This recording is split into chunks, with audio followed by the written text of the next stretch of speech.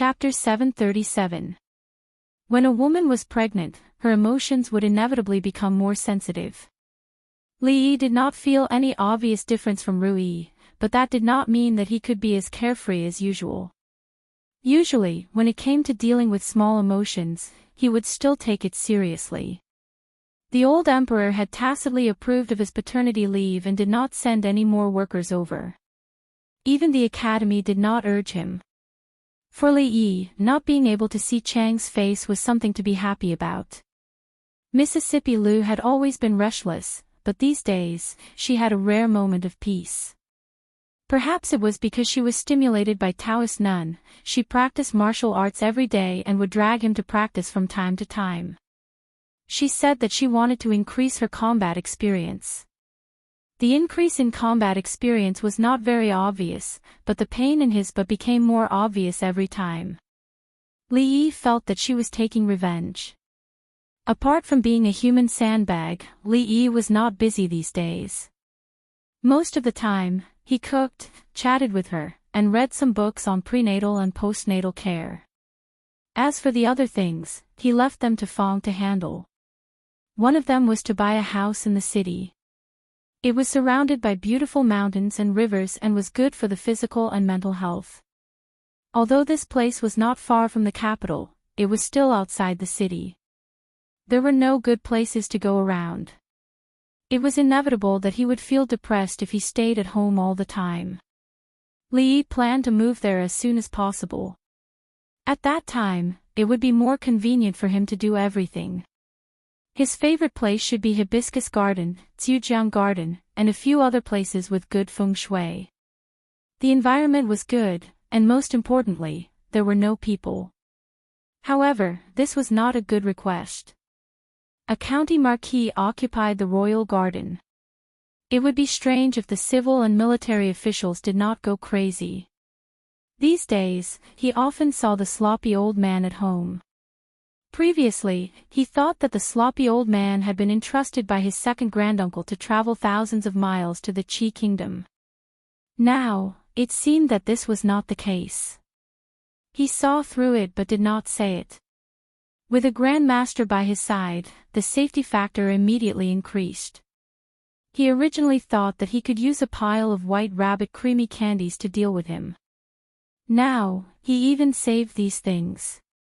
Although there was nothing to do at home, the things that needed to be done were still piling up. For example, the Wang clan's glass business, the eldest princess's ready-made clothing, embroidery, military rations, and even the perfume, soap, and Rui nectar that he didn't need to manage. He had too many businesses under his control. Although he didn't have to do everything himself, it was still necessary for him to understand them. Although these things had to be done sooner or later, they weren't that urgent, so Li Yi naturally pushed them off. There were things that needed to be done, and there were naturally people that needed to be seen.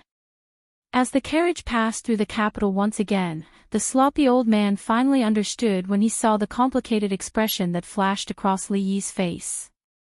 However, it was not the road that was blocked. Perhaps it was something else. Zumo, do you still remember when you were a child, you loved to eat the Su Ji's candied plums? At that time, your mother was afraid that you would break your teeth and wouldn't let you eat it, so you secretly saved up money to sneak out. You were almost caught by a trafficker, and the whole family was scared out of their wits. In a small courtyard deep in Willow Lane, a middle-aged man in a blue robe stood there with a smile on his face. He said, "A few days ago, I had been looking for that shop. I ran all over the capital but couldn't find it. Only yesterday did I find out that it was the Su Ji, but it later changed its name." He placed a paper bag on the stone table, opened it, and said, "It's on Xingping Street. It's now called Fuji. When I came just now, I bought some along the way. Try it and see if it tastes the same as before." Zhang Zumo looked at the paper bag on the table and the candied fruits inside. A trace of confusion appeared on her face, mixed with some memories from so long ago that she couldn't remember them at all. How long ago was that? 11 years, 12 years, or 13 years? At that time, her mother was very strict with her. Being able to eat Suji's candied plums was probably the happiest thing in her life. However, this small wish was actually not very likely to come true. At that time, although her father's official position was not high, he was very strict. Even though the candied plums from the Suji worldwide commerce were not worth much, if she really wanted to eat them to her heart's content, second uncle would secretly buy them for her, and she would eat them under the blanket at night. At that time, she and her second uncle were not like this. However, things in this world could never return to yesterday, let alone 13 years ago. Seeing that she was unmoved, the middle-aged man's eyes dimmed slightly, but he concealed it well and said, "Tomorrow is the Xing family's banquet. I have a lot of things to do tomorrow." Xing Shichen was taken aback. He shook his head and said, "It doesn't matter. There will be more opportunities in the future." He looked at the sky and said, "Second uncle still has work to do, so I'll leave first. I'll come see you tomorrow." Only when the middle-aged man turned to leave did Xing Zumo look up. A hint of pain flashed through the depths of her eyes. "It's all in the past." Wan Ruoqing walked out of the house and looked at her with some heartache. She placed her hand on her shoulder and said softly. Some long-sealed memories emerged from her mind. Xing Zumo bit her lip, and her face was a little pale. She held Wan Ruoqing's hand tightly and nodded. "It's all in the past." Li Yi walked to the door of the small courtyard. He estimated that Ruoqing and Xing Zumo should not be there at this time. After hesitating for a moment, he still planned to knock on the door. The courtyard door opened from the inside, and a middle-aged man in a blue robe walked out from inside. Li Yi's movement paused slightly. The Assistant Minister of the Ministry of Revenue, Xing Shichen. Why was he here? When Xing Shichen walked out of the courtyard, he probably thought that the young man outside the courtyard door was some kind of crazy bees and butterflies. These kinds of people had appeared frequently recently, and he had encountered them countless times. His gaze did not even linger on the man's face, and he simply brushed past him. However, after taking 2 steps, he seemed to think of something and turned back abruptly. At this time, the young man had already walked into the courtyard, and the courtyard door was closed. Xing Shichen froze in place, and then a trace of surprise appeared on his face. Crazy bees and butterflies. If it was just crazy bees and butterflies, it was impossible to enter this courtyard. That person just now, was it him? Li Yi walked into the courtyard, closed the door, and walked inside. When he was still thinking about why he would meet the right Assistant Minister of the Ministry of Revenue here. If he remembered correctly, the other seemed to belong to the Cui family, and was a firm supporter of the King of Shu. Although there was no direct confrontation with him in the court, this person's status in the King of Shu's faction was not low, and he still had this impression. What puzzled him was that without the permission of the two, it was impossible for outsiders to enter this courtyard, and Xing Shichen was alone. For the time being, he could not figure out these things. Thinking that Xiao Cui should know something, Li Yi passed through the moon door and saw a figure sitting at the stone table in front of him. He said, "Xiao Zumo." Xiao Cui said these 2 words halfway before realizing that the person sitting there was Miss Xing.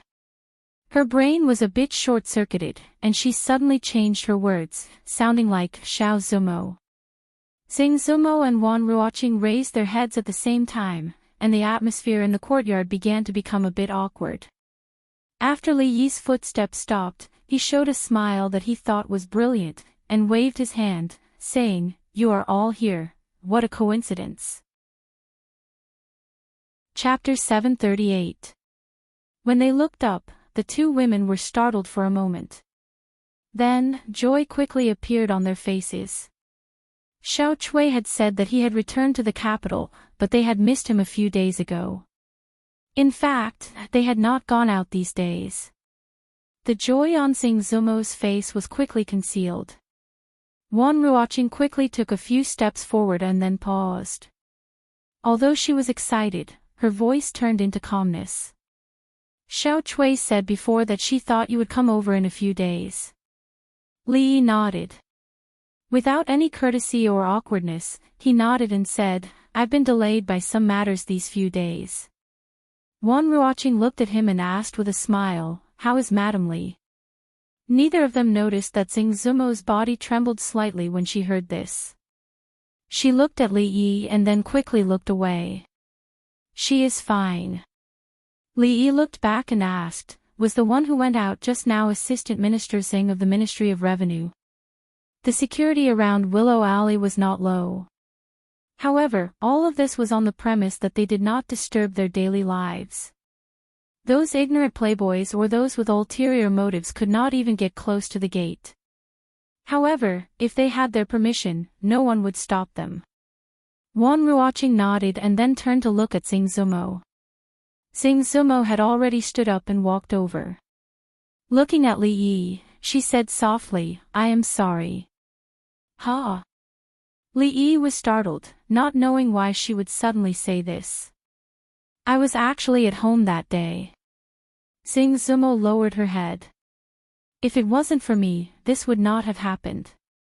This matter had actually been buried in her heart for a long time. The two emotions of self-blame and guilt intertwined in her heart every day. It was only at this moment, when she saw that he was safe and sound with her own eyes, that her heart could finally be at ease. Li Yi finally remembered that he had been to Willow Lane that day.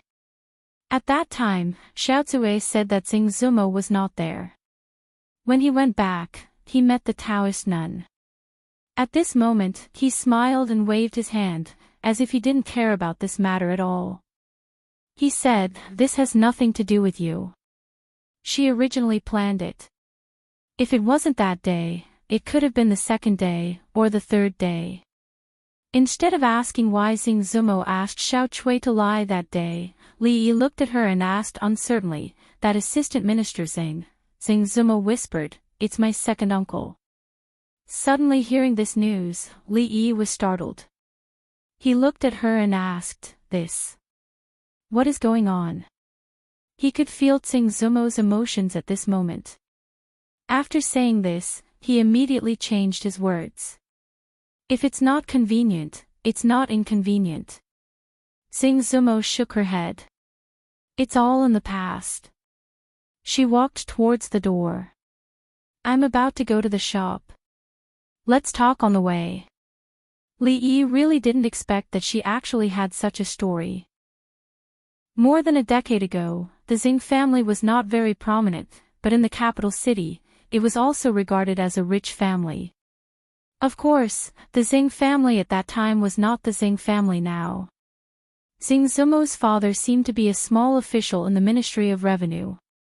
Later, because of a mistake in an important matter, he was involved in the struggle in the court and was pushed to the teeth of the storm. As a result, the direct line of the Xing family suffered a heavy blow. The men were punished, beheaded or exiled, and the women were sent to the musical house, while the others were safe. Later, the second branch of the Xing family got in touch with the Chui family, so the Xing family recovered. Xing Shichen was even promoted to the Assistant Minister of the Ministry of Revenue. In fact, today's Xing family was more prominent than 10 years ago. As a direct line of the Xing family, Xing Zumo was implicated at a very young age. After several twists and turns, she moved to the musical house, the Jade Courtyard, and then redeemed herself and came to the capital city. She had never mentioned these things before, so it was the first time for Li Yi to know. Li Yi looked at her and asked, are there any family members in the musical house now? Xing Zumo shook her head and said, my mother had committed suicide before they came to confiscate our house. In fact, I am the only one. Li Yi had heard about what happened in the musical house and the brothel, and then associated it with her decisive and almost stubborn character. He could roughly imagine how she grew up step by step from the daughter of an official to become what she was now. How many hardships and suffering she had suffered, even if he had lived 2 lives, he could not understand it at all. Thinking of these things, he inexplicably felt a little sad in his heart. Xing Zumo inadvertently raised her head and happened to catch a certain expression on his face. Li Yi's heart sank. He was worried that with her character, she might regard this as pity, so he hurriedly explained, "Don't." Seeing his nervous look, Xing Zumo smiled, and a trace of warmth surged in her heart. She asked, "What about you? Where have you been these months?" Ruoqing, who had not spoken all the way, also turned to look at him. All the way to the west, first to Shuzhou, and then stayed in the Qi kingdom for 2 months, Li Yi gave a brief account of his journey over the past few months. As for the dangerous parts, he naturally skipped over them in a single sentence. Even so, the 2 women heard something different from his words. They clenched their fists in their sleeves, but did not show the slightest emotion on their faces. A few steps behind him, the shock on the face of the sloppy old man had never faded. At this moment, he finally understood why that shortcut was always blocked. Li Yi did not say much on this topic. When passing by a clothing store, he cleverly changed the topic. In terms of clothing, the capital city had undoubtedly set the trend for the Jing kingdom and even the surrounding countries. The dazzling array of clothing had caused the eyes of the women to be dazzled. As for undergarments, most of the women had already accepted them. Although there were still some conservative women who still resisted, they could no longer affect the vigorous reform of undergarments. The brothel had not changed much. In fact, the operating model had matured, and the number of brothels in the capital had long reached saturation. In these months, in addition to expanding to more distant states and counties, they also took root in their respective places, and gradually became a daily thing for the people. Every midnight, Wan Ruoqing would vaguely remember that more than a year ago, when the brothel was about to close and everyone was worried about their livelihood, he broke into everyone's sight with a disdainful attitude. At first, he just wanted to live and survive in such a world. Later, he didn't have to worry about living, and he wanted to let the performers of Qing and Mansion live a better life. Later, it became what it was today. The magnificent picture that he had imagined at the beginning would probably be realized in the near future. Li Yi estimated the time and said, "It's getting late. Let's find a place to eat first. Why don't we go back and cook?" Wan Ruoqing suggested. Li Yi pointed to the restaurant in front and said, "In a while, we'll go to the shops and brothel in front to take a look. Let's make do here first." Wan Ruoqing nodded, and Xing Zumo naturally had no objections. Ever since all kinds of new plays began to rise in the capital, whether it was the common people or the powerful officials, many people had developed the habit of listening to plays. Many restaurants in the capital had also undergone some changes. After entering the restaurant, the first thing they faced was a stage that was half the height of a person. On the stage, there were performers specially hired by the restaurant to perform for the guests to enjoy. In the lobby on the first floor, facing the stage, the tables were arranged in the shape of stars. The position on the second floor was better, and one could see the whole scene from a high place. Of course, the corresponding price was more expensive. When Li Yi and the 2 women walked into the restaurant, it should be mealtime, but there weren't many customers eating. From the outside, this should be a high-end restaurant. Ordinary people probably couldn't afford it, so it was normal for such a situation to occur. Soon, a waiter came to greet them. At this time, somewhere on the second floor, wine glasses were clinked, but they were not taken back. Seeing this, someone asked curiously, "Young Master Qin, what's wrong?" Chapter 739. The table of banquets upstairs had always affected the heart of this restaurant's shopkeeper. To be able to open a restaurant here with a high standard meant that there must be some sort of backer behind them. At the very least, that backer could help them avoid most of the troubles they encountered on a daily basis. However, in front of certain people, there would come a time when these people would not be enough. The table upstairs belonged to this category. These rich young masters of the capital might not have much ability themselves, but their family backgrounds were often dukes or third-rank officials of the imperial court. They could not be provoked. Fortunately, although there were a few tables upstairs, they were quite far away from each other, so they were safe. The shopkeeper withdrew his gaze from them and looked at a group of people walking through the door. One of them was a young man who looked very unfamiliar, but he was quite handsome. Beside him were two women who were extremely outstanding in appearance. However, the sloppy-looking old man who was following behind the three of them ruined the atmosphere, causing the four of them to look a little strange. He called for a waiter to go over and wait for him. He no longer paid attention to them and focused on moving the abacus in his hand. Speaking of which, this thing made by the Academy was really useful. Using this thing called abacus to calculate accounts was much faster and more convenient than before. Young Master Chin, what's wrong?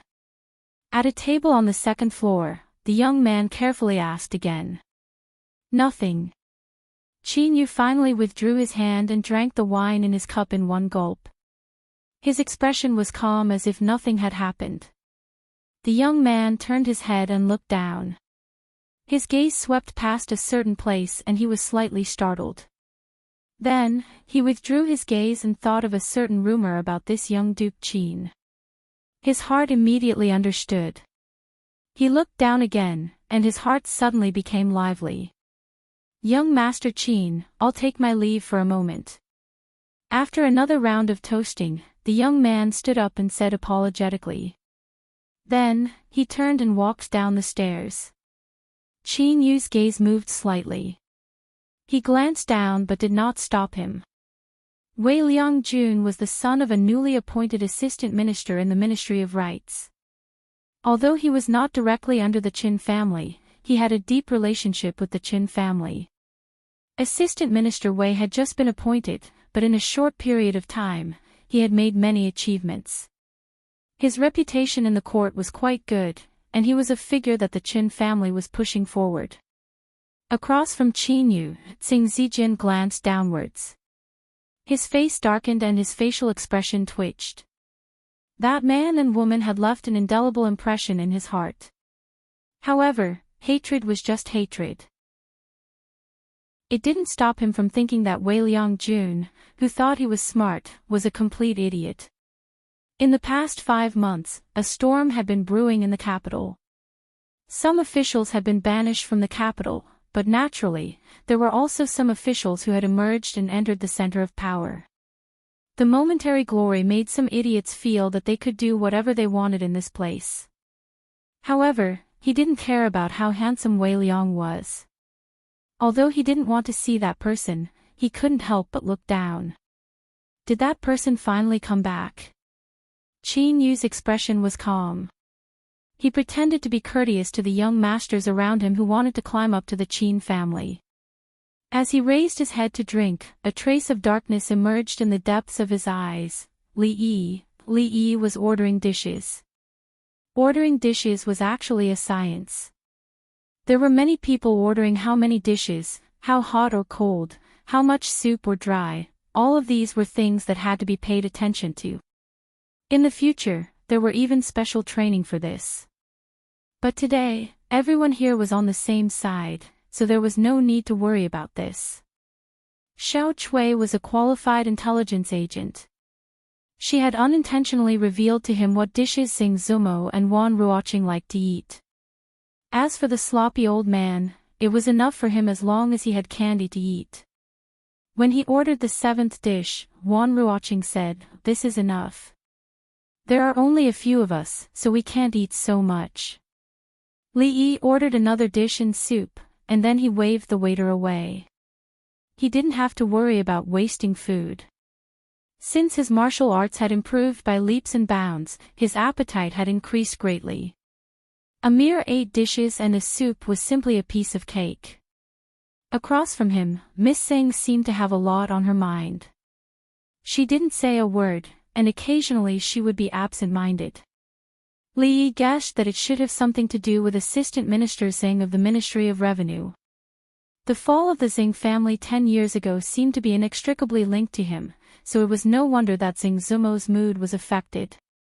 He had heard Xiao Chui mention before that she would never come to the capital in this life because of this reason. Li Yi was considering whether to tell those people that if Xing dared to run around in the future and spoil their mood, he would break his legs so that he could go to court with crutches in the future.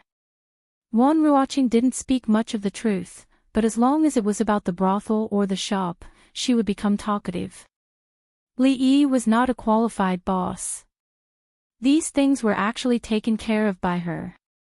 To be able to manage such a big business in an orderly manner, so that he did not have to worry about the future, for a woman, it was really not easy.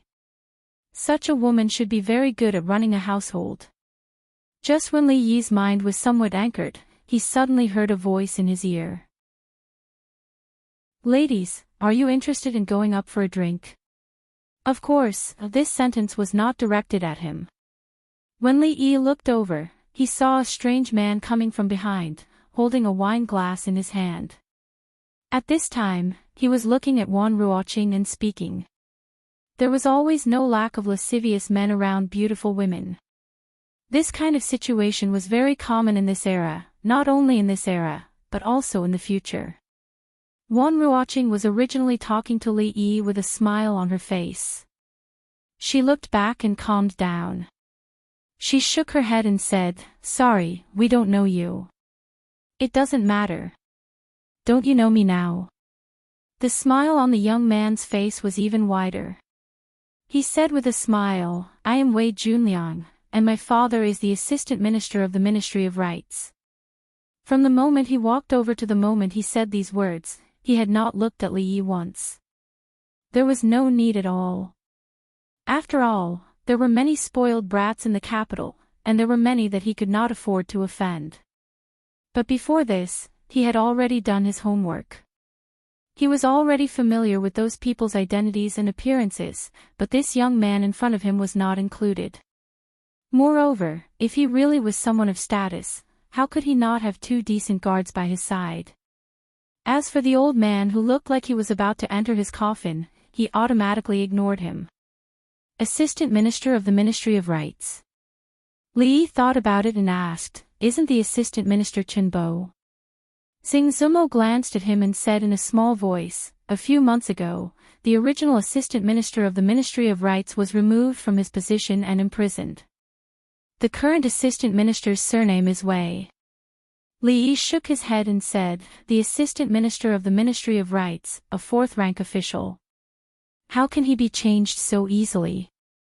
It's really not easy to be an official nowadays." Xing Zumo looked at him in surprise. The reason the original Assistant Minister of the Ministry of Rights was investigated was because of the account investigation a few months ago, and that matter. Wan Ruoqing's expression changed slightly when she heard the words Assistant Minister of the Ministry of Rights. She glanced at Li Yi and wondered if this matter would affect him in any way. Then, she looked at the young man and said, "Apologies, my friend is here." "Are you talking about this young lady?" The smile on Wei Junliang's face was still there. He said, "No problem, this young lady can come with us, apologies." Wan Ruoqing's tone was calm. Wei Junliang's expression darkened. He said coldly, "This is not giving me face." Chapter 740. For Wei Junliang, what he cared about right now was not his face but the face of the person upstairs. He was full of confidence, but his meaning was already very clear. Just now, Duke Qin had glanced down a few times. It was clear that he had thoughts about these two beautiful women. Of course, Wei Junliang himself also had thoughts about them, but in front of Duke Qin, he could only give way. Only by satisfying Duke Qin could the Wei family advance further. This was not only his intention, but also the intention of his father, the assistant minister. Although he hadn't been in Jingdo for long, during this time, as long as he announced his father's name, any woman would throw themselves at him. Even in Jingdo, an assistant minister was considered a high-ranking official in court. If he went back with his tail between his legs, not only would he lose face, but he would also be laughed at by the people above him. He would probably also leave a bad impression with Duke Qin. Wei Junliang's expression completely darkened. In a cold voice, he said, "Miss, you won't give me face like this, will you?" Wanruaching stood up and quietly said, "Sir, please go back. B*TCH, you refuse a toast only to drink a forfeit." At this moment, Wei Junliang could no longer suppress the humiliation and anger in his heart. He raised the wine cup in his hand and splashed it toward her face. Wanruaching's expression changed. As she retreated, a white hand appeared in front of her eyes and blocked all the wine. As she retreated, she accidentally bumped into a chair and lost her balance. At this moment, another arm seized the opportunity to wrap around her slender waist. Time seemed to return to 2 years ago. That night in Ningguang Manor, he seemed to have appeared in such a manner.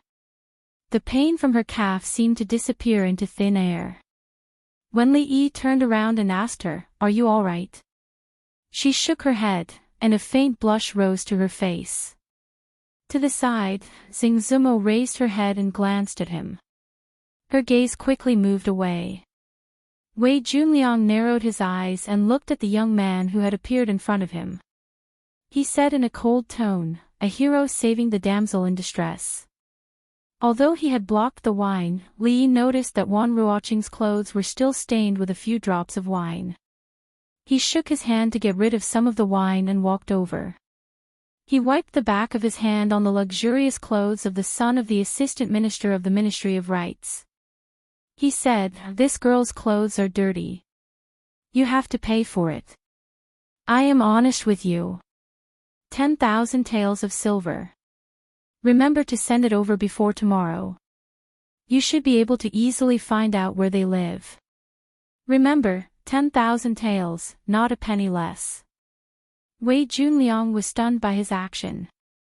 By the time he reacted, there were already a few handprints on his clothes. Although this piece of clothing was expensive, it was not the most important thing at the moment. How dare he talk to me like that? That woman's clothes, compensation of 10,000 taels. He really dared to say it. The people above should have seen what happened below. At this moment, Wei Junliang had no time to think about why the young man in front of him had the confidence to say these things to him. Instead, he calmed down and said lightly, "I want his hand." The two strong men who had been standing behind him heard this and walked up expressionlessly. "I want his hand." This sentence was somewhat familiar. Li Yi felt like he had heard it somewhere, and it shouldn't be too long ago. Then he remembered where he had heard it. He couldn't help but sigh in his heart.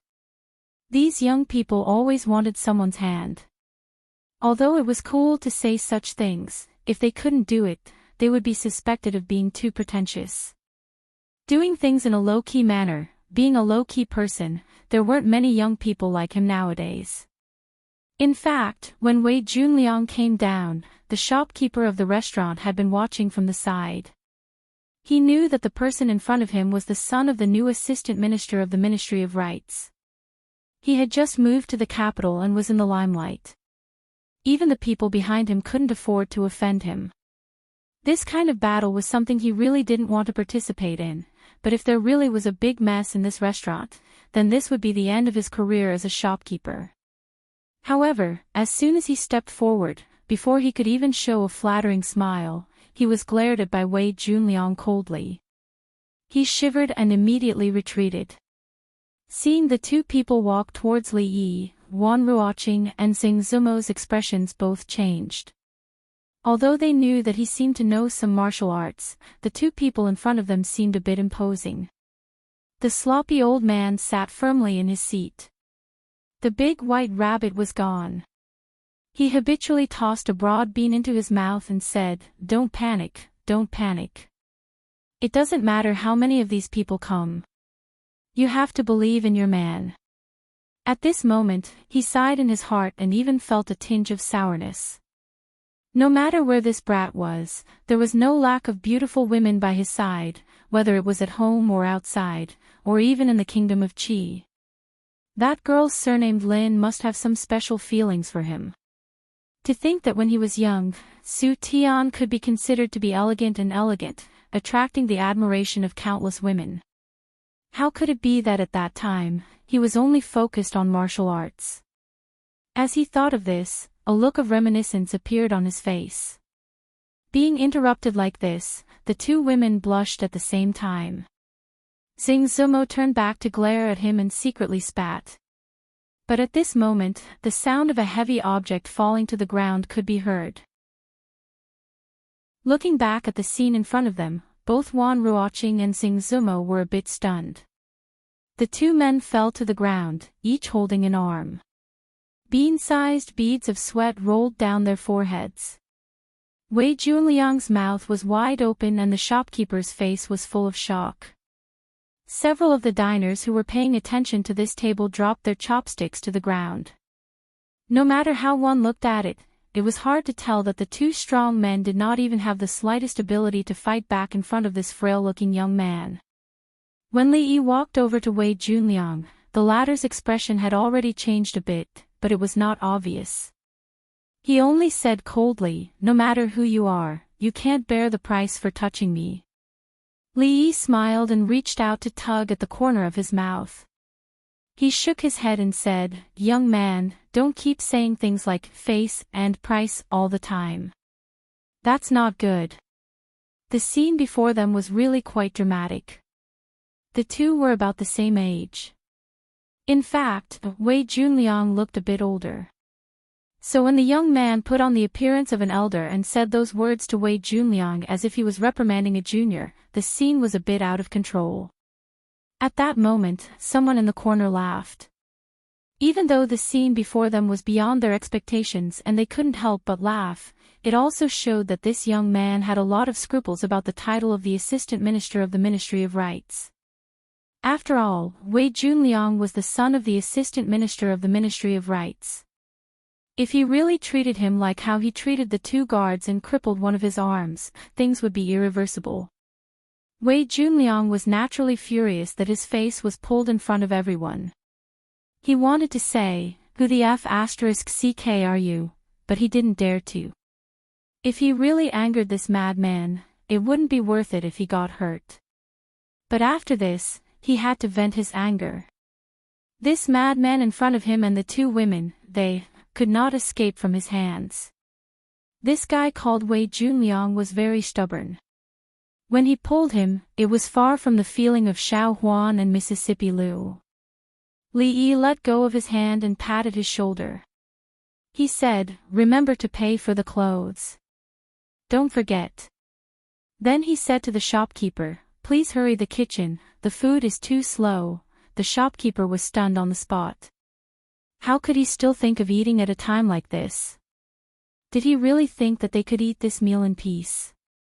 This person doesn't treat the assistant minister as an assistant minister.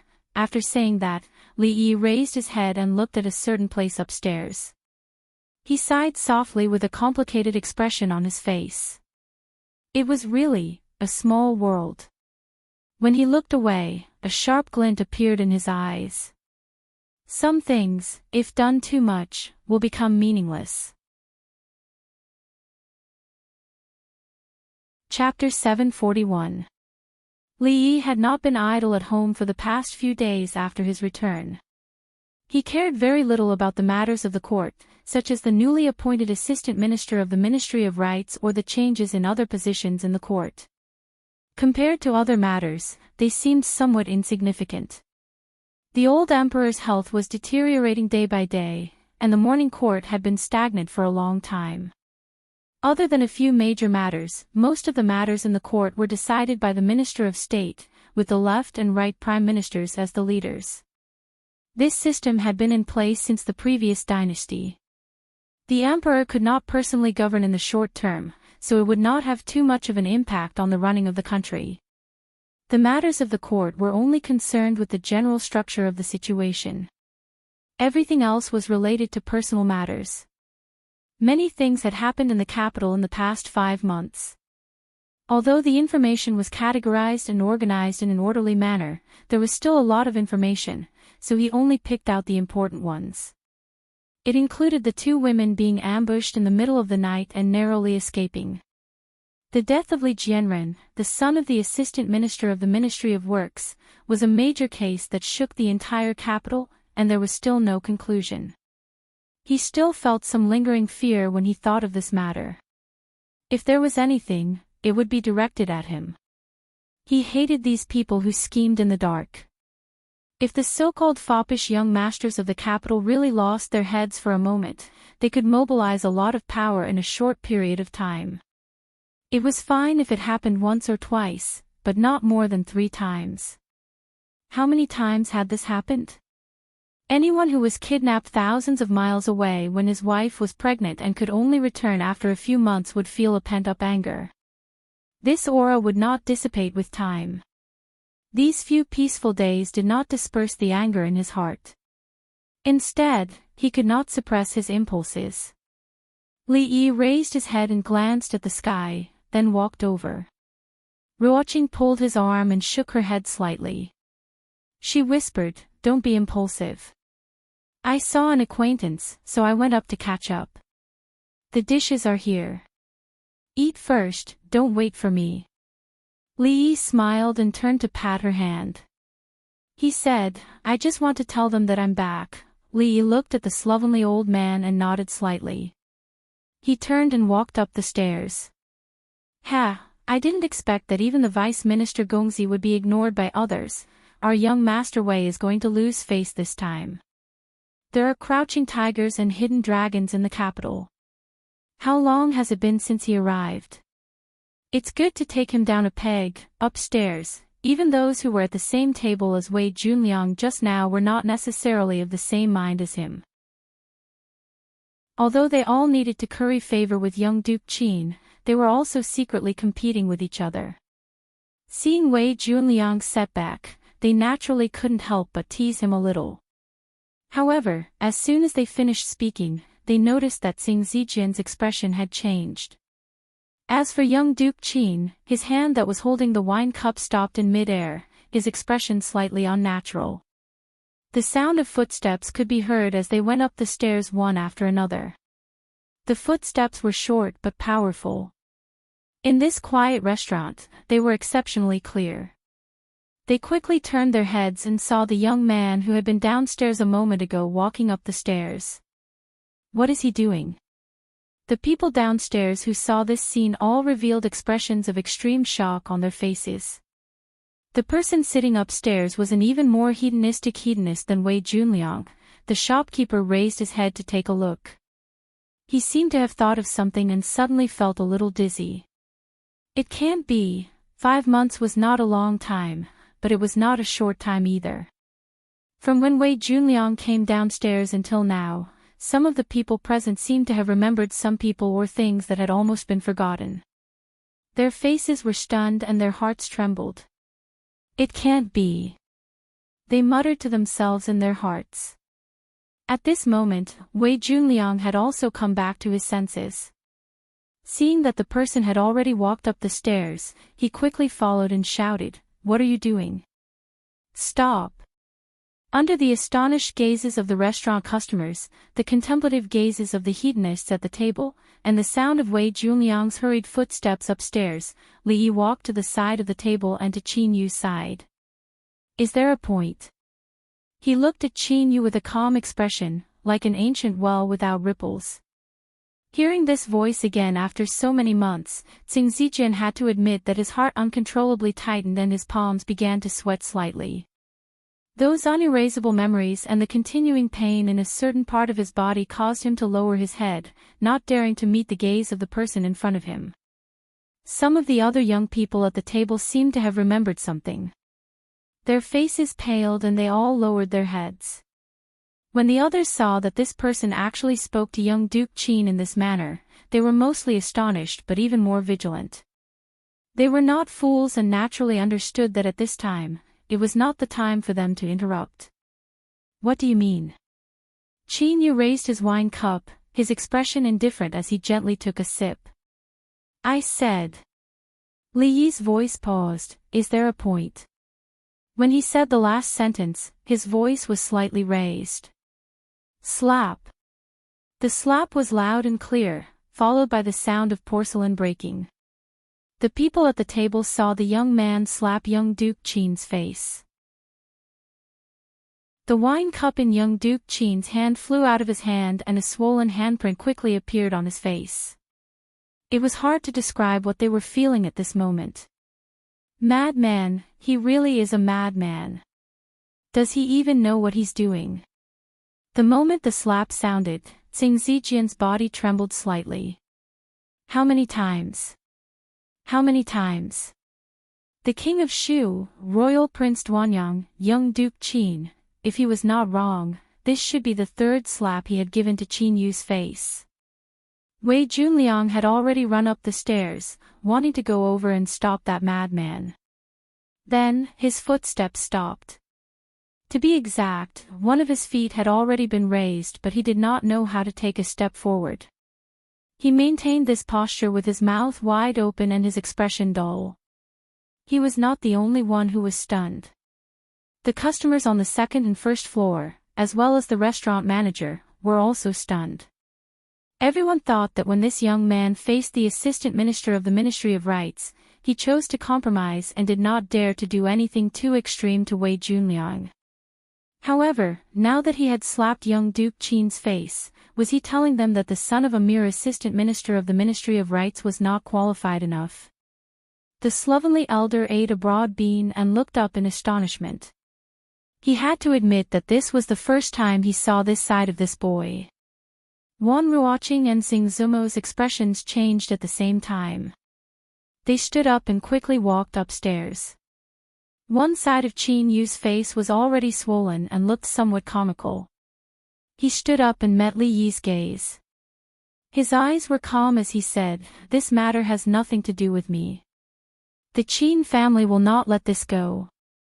Young Duke Qin's words, without a doubt, were like throwing another boulder into the already turbulent lake. This time, it set off a raging wave. What did he mean by "this matter has nothing to do with me"? Regardless of whether or not it had anything to do with him, with his status, shouldn't he pay back 10 times, 100 times more, and even make the other party beg for death? With a swollen face, what was the meaning of such a serious explanation? Was this still the young Duke Qin who was lawless, robbed women, and took liberties with women? He had been slapped in public and still had to give such a serious explanation.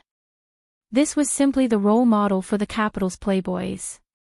When the top 10 playboys of the capital were selected next year, he would also have a chance to be nominated. On the other hand, wasn't it a bit too much for the young man in front of him to bully an honest playboy? Of course, that was what it looked like on the surface. However, at this moment, everyone knew very well that this unfamiliar young man was someone that even young Duke Qin could not afford to offend. There were also some people who, after carefully rummaging through their memories, finally thought of something. Then, they understood that after today, the capital would most likely become lively again. "It wasn't you." Li Yi was startled and then said somewhat apologetically, "Then I'm sorry, I hit the wrong person." Having said that, he turned his head and looked at Wei Junliang. "Then tell me, who was it?" Being stared at by that cold gaze, Wei Junliang suddenly felt his legs go weak and he knelt to the ground with a thud. Chapter 742. Arrogant, he was simply too arrogant.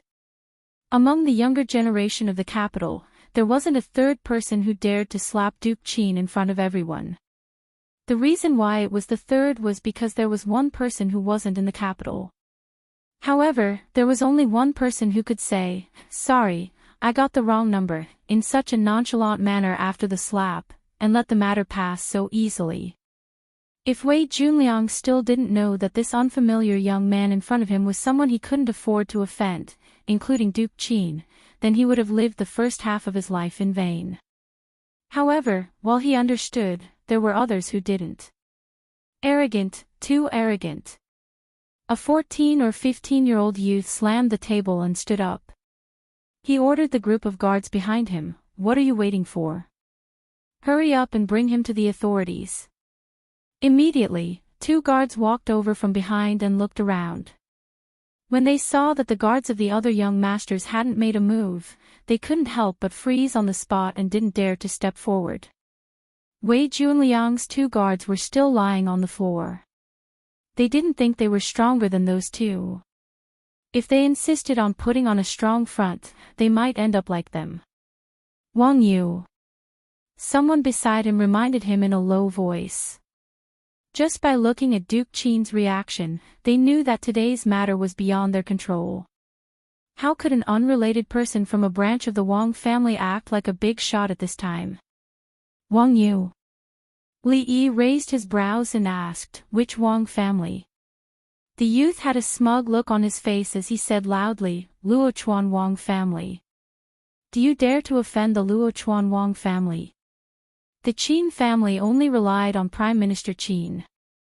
Without Prime Minister Qin, the Luochuan Wang family, which had a deep foundation, would far surpass the Qin family in terms of family wealth and influence. As a super family that could stand up to the Cui family, there weren't many in the entire Jing kingdom. Of course, Wang Yu was only a junior from the branch of the Luochuan Wang family. His status in the Wang family couldn't be compared to the direct descendants like Wang Yong and Wang Dan. However, this didn't stop him from using the Wang family's name to scare outsiders. Even in the capital city where heroes gathered, the words Wang clan of Luochuan could indeed shock a large group of people. Wang clan. Li Yi glanced at him and said, go ask Wang Yong and see if he dares to speak like this. You. Wang Yu's face turned red. As a young man, he was unwilling to admit defeat. He pointed at Li Yi and shouted, you'd better remember what you just said. For the time being, the group of playboys who didn't know the background of the person in front of them were all startled when they heard this. From his words, it seems that he doesn't even care about the Luochuan Wang clan. Qin Yu glanced at him, turned around, and walked outside without a word. At this moment, countless people widened their eyes. Leaving just like that. Did the dignified young Duke Qin suffer that slap just now for nothing? Li Yi stretched out a hand and blocked Qin Yu's path. The corner of Qin Yu's mouth twitched. He gritted his teeth and said, don't go too far. You think it's not you just because you say it's not you. Li Yi glanced at him. If the Qin clan wants an explanation, tell them to come find me in person. Since he couldn't settle down anymore, he might as well tell some people directly that he was back. Although he had left the capital for a long time, he wouldn't be bullied by the son of a mere assistant minister of the Ministry of Rights. Xing Zumo and Wan Ruoqing came up from downstairs. Xing Zumo tugged on his sleeve. Li Yi turned around with a smile and said, it's fine now. Let's go down and eat. Xing Zijian's expression changed. He finally gritted his teeth and walked out of the crowd. He said in a low voice, Zumo, slap. Xing Zijian's eyes widened. He covered one side of his face and looked at Li Yi in disbelief. Li Yi looked at him and said coldly, you think you can call me Zumo? Xing Zumo tugged on his sleeve again and said in a low voice, he's the son of Assistant Minister Zhang, so what if he was the son of Assistant Minister Zhang? Could the son of Assistant Minister Zhang do whatever he wanted? The son of Assistant Minister Zhang, the son of Assistant Minister Zhang should be Xing Zumo's cousin. They didn't know each other. Li Yi waved his hand apologetically and said, sorry, I hit the wrong person again. Countless people present were petrified upon hearing this. Now, the price for beating up these playboys in the capital was so low. Was that all they needed to say was an apology? A flurry of footsteps came from downstairs. The officials were always one step late. Earlier, when the situation was getting out of control, the owner of the restaurant had already sent a waiter to report to the authorities. He couldn't afford to offend anyone here. Although he couldn't afford to offend the magistrate of the capital, he didn't know the magistrate of the capital, so he'd better leave this headache to him. In fact, when County Magistrate Liu heard the news, he had already cursed all the female relatives of these playboys. Damn it, had it been easy for him these days.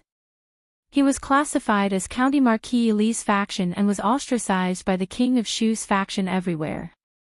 Without County Marquis Lee, he didn't even have anyone to talk to.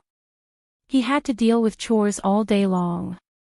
These bastards always caused trouble. If he didn't handle it well, he would be caught again. This magistrate of the capital was so useless. He hurried into the restaurant and asked loudly, "Where is the person who beat up people?" "Sir, over there." The owner immediately pointed upstairs. "Who dares?" County Magistrate Liu strode up the stairs. He was about to raise his head in question when he suddenly stopped. His face lit up with joy. He quickly walked over and said in surprise, "Sir Li, when did you come back?" Although it was more appropriate to call Li County Marquis Li, he had gotten used to it when he was in Qing and Prefecture and had never changed it. "I just came back a few days ago." Li looked at County Magistrate Liu and said with a smile, "I haven't seen you for a long time." "County Magistrate Liu, you're still as elegant as ever." Seeing that the capital official who had hurried over was actually talking about the old days with that young man, countless people at the scene were immediately dumbfounded. Xing Zijin was slapped, but at this moment, there was no hatred in his heart, only fear. He knew why young Duke Qin didn't dare to return the slap after being slapped. He also knew why that person could even ignore the Wang family of Luochuan. It was because he and these people were no longer on the same level. He was the youngest marquis in the Jing kingdom, the dean of the academy, the teacher of the princes and princesses, the favorite of the emperor, and even had the power to mobilize the secret intelligence bureau. He was not a playboy, because the biggest playboy in the capital only relied on the blessings of his father's generation. When their father's generation saw him, they also had to give way to him. County Magistrate Liu suppressed the joy in his heart and looked behind him. He asked, "Sir Li, the matter here, the younger generation is insensible and needs the elders to teach and advise them. Otherwise, I'm afraid they will go astray in the future." Li waved his hand and said, "It's just a small matter. There's no need to trouble Sir Liu. Let their elders take them back and discipline them well." As soon as these words came out, everyone at the table, including Xing Zijin, changed their expressions. He meant that all the people present today, none of them could leave. If their elders came here to take them back, they would probably be turned upside down after they went back. At this moment, County Magistrate Liu had already understood some meaning from Li Yi's words. He was secretly delighted. This time, County Marquis Li was really angry. It was a good opportunity for him to frighten those who secretly played tricks. County Magistrate Liu waved his hand, and the yamen runners and constables behind him had surrounded the stairs. He smiled and stretched out his hand, saying, "Sir Li, please." Li looked back at the two women and said, "Don't stand here. Let's go down and eat." Under the gaze of all the people in the building, they went down the stairs.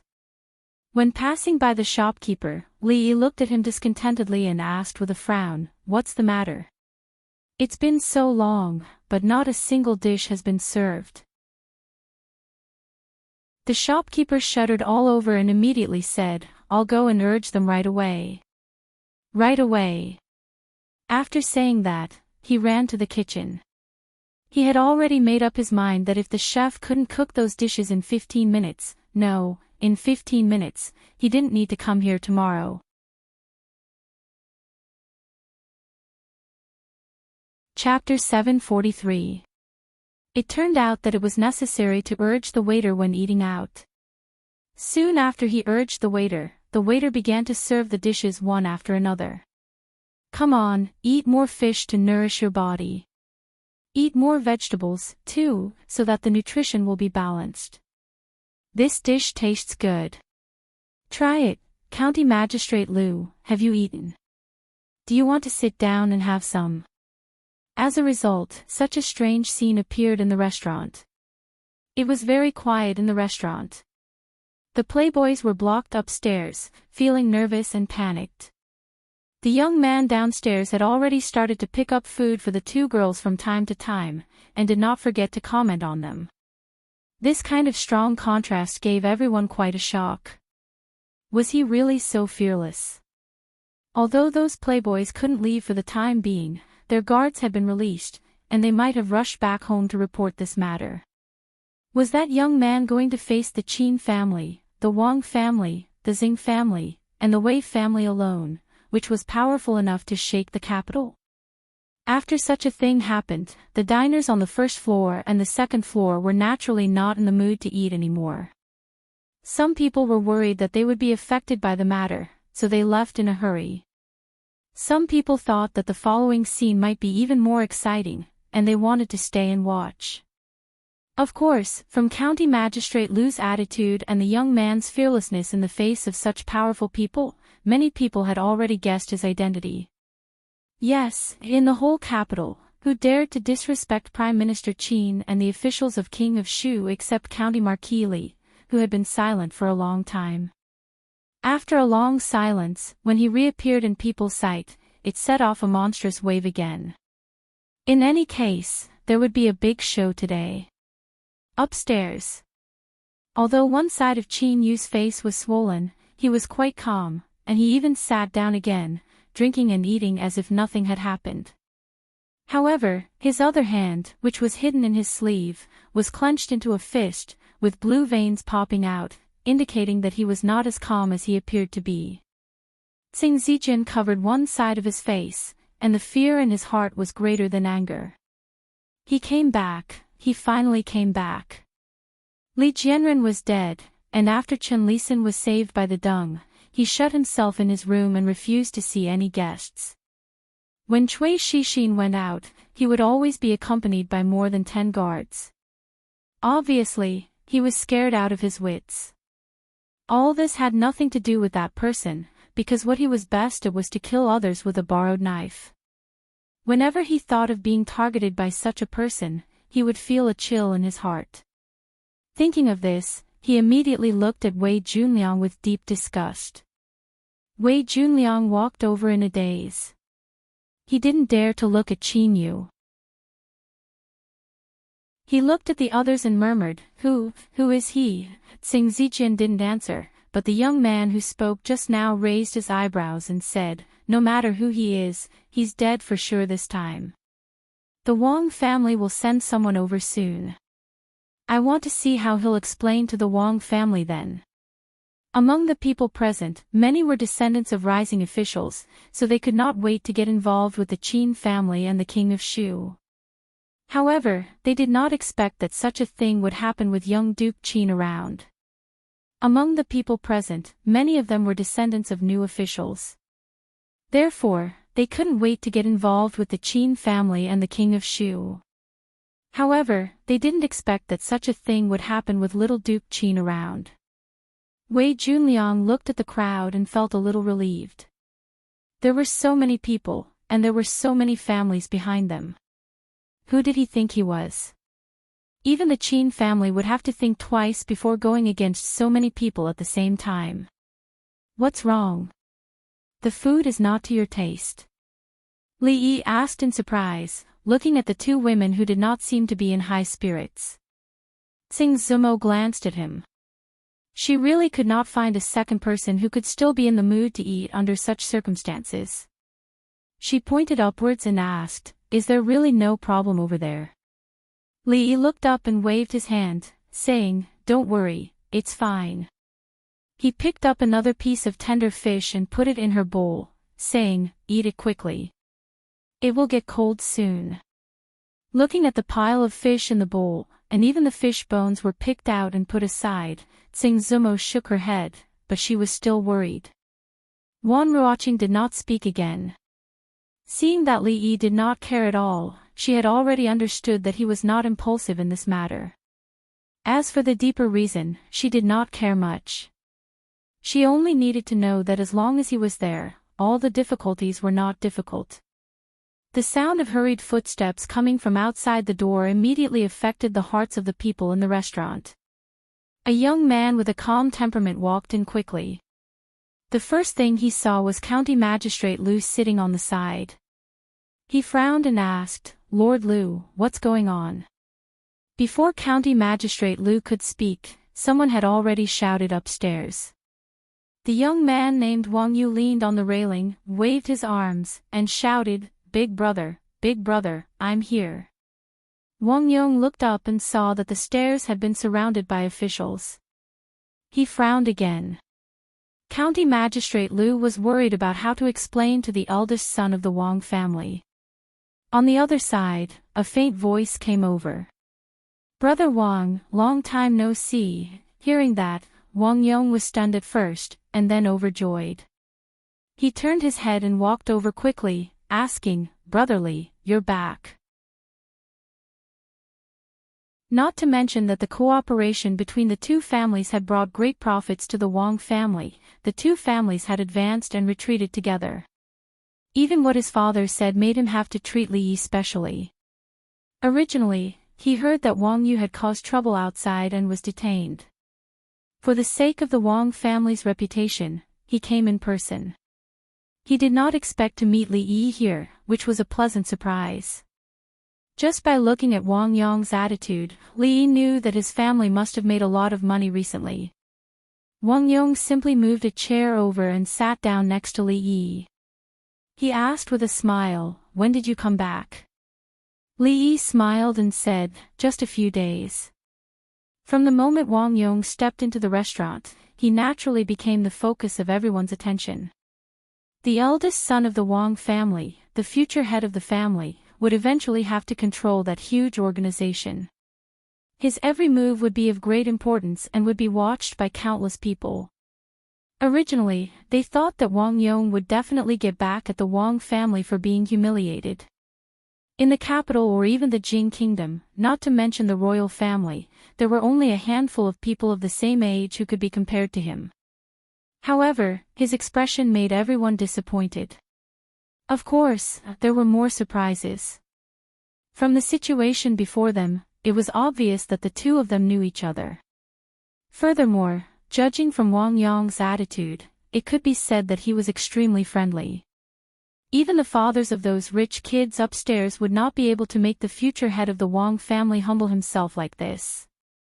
In an instant, the status of the young man in their hearts rose to another level. Wang Yu leaned on the railing and looked at the scene below with his mouth wide open. The strong contrast between his expectations and reality made it difficult for him to adapt. That was his eldest brother, his savior. How could he start a conversation with that guy? His eldest brother, Wang Yong, was different from him. He was the eldest brother of the younger generation of the Wang family and was also someone whom the family had high hopes for. From a young age, he had been groomed to be the next head of the family and had a lot of prestige among the younger generation. Now that the Wang family had been humiliated, shouldn't he be angrily getting back at them? Why did the scene before him happen? Wang Yu did not have too much time to be surprised. Downstairs, after clarifying the cause of the matter, Wang Yong's originally smiling face had already darkened. He stood up, looked up, and said coldly, "Get down here." Wang Yu's face revealed a look of horror. He grabbed the railing tightly because if he let go, he would directly collapse to the ground.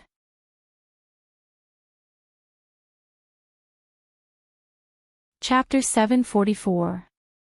In the end, Wang Yu still came down. The branch he belonged to was only one of the branches of the Wang family and was not valued by the Wang family. Even his father did not dare to put on airs in front of the eldest young master of the Wang family. "I'm really sorry, brotherly. The Wang family did not teach you well and caused you trouble." Wang Yong looked at Li Yi apologetically. When he turned around, his face instantly darkened and he said coldly, "Quickly apologize to County Marquis Li." He was angry not only because Wang Yu had offended someone he shouldn't have, but also because Wang Yu had made friends with someone he shouldn't have.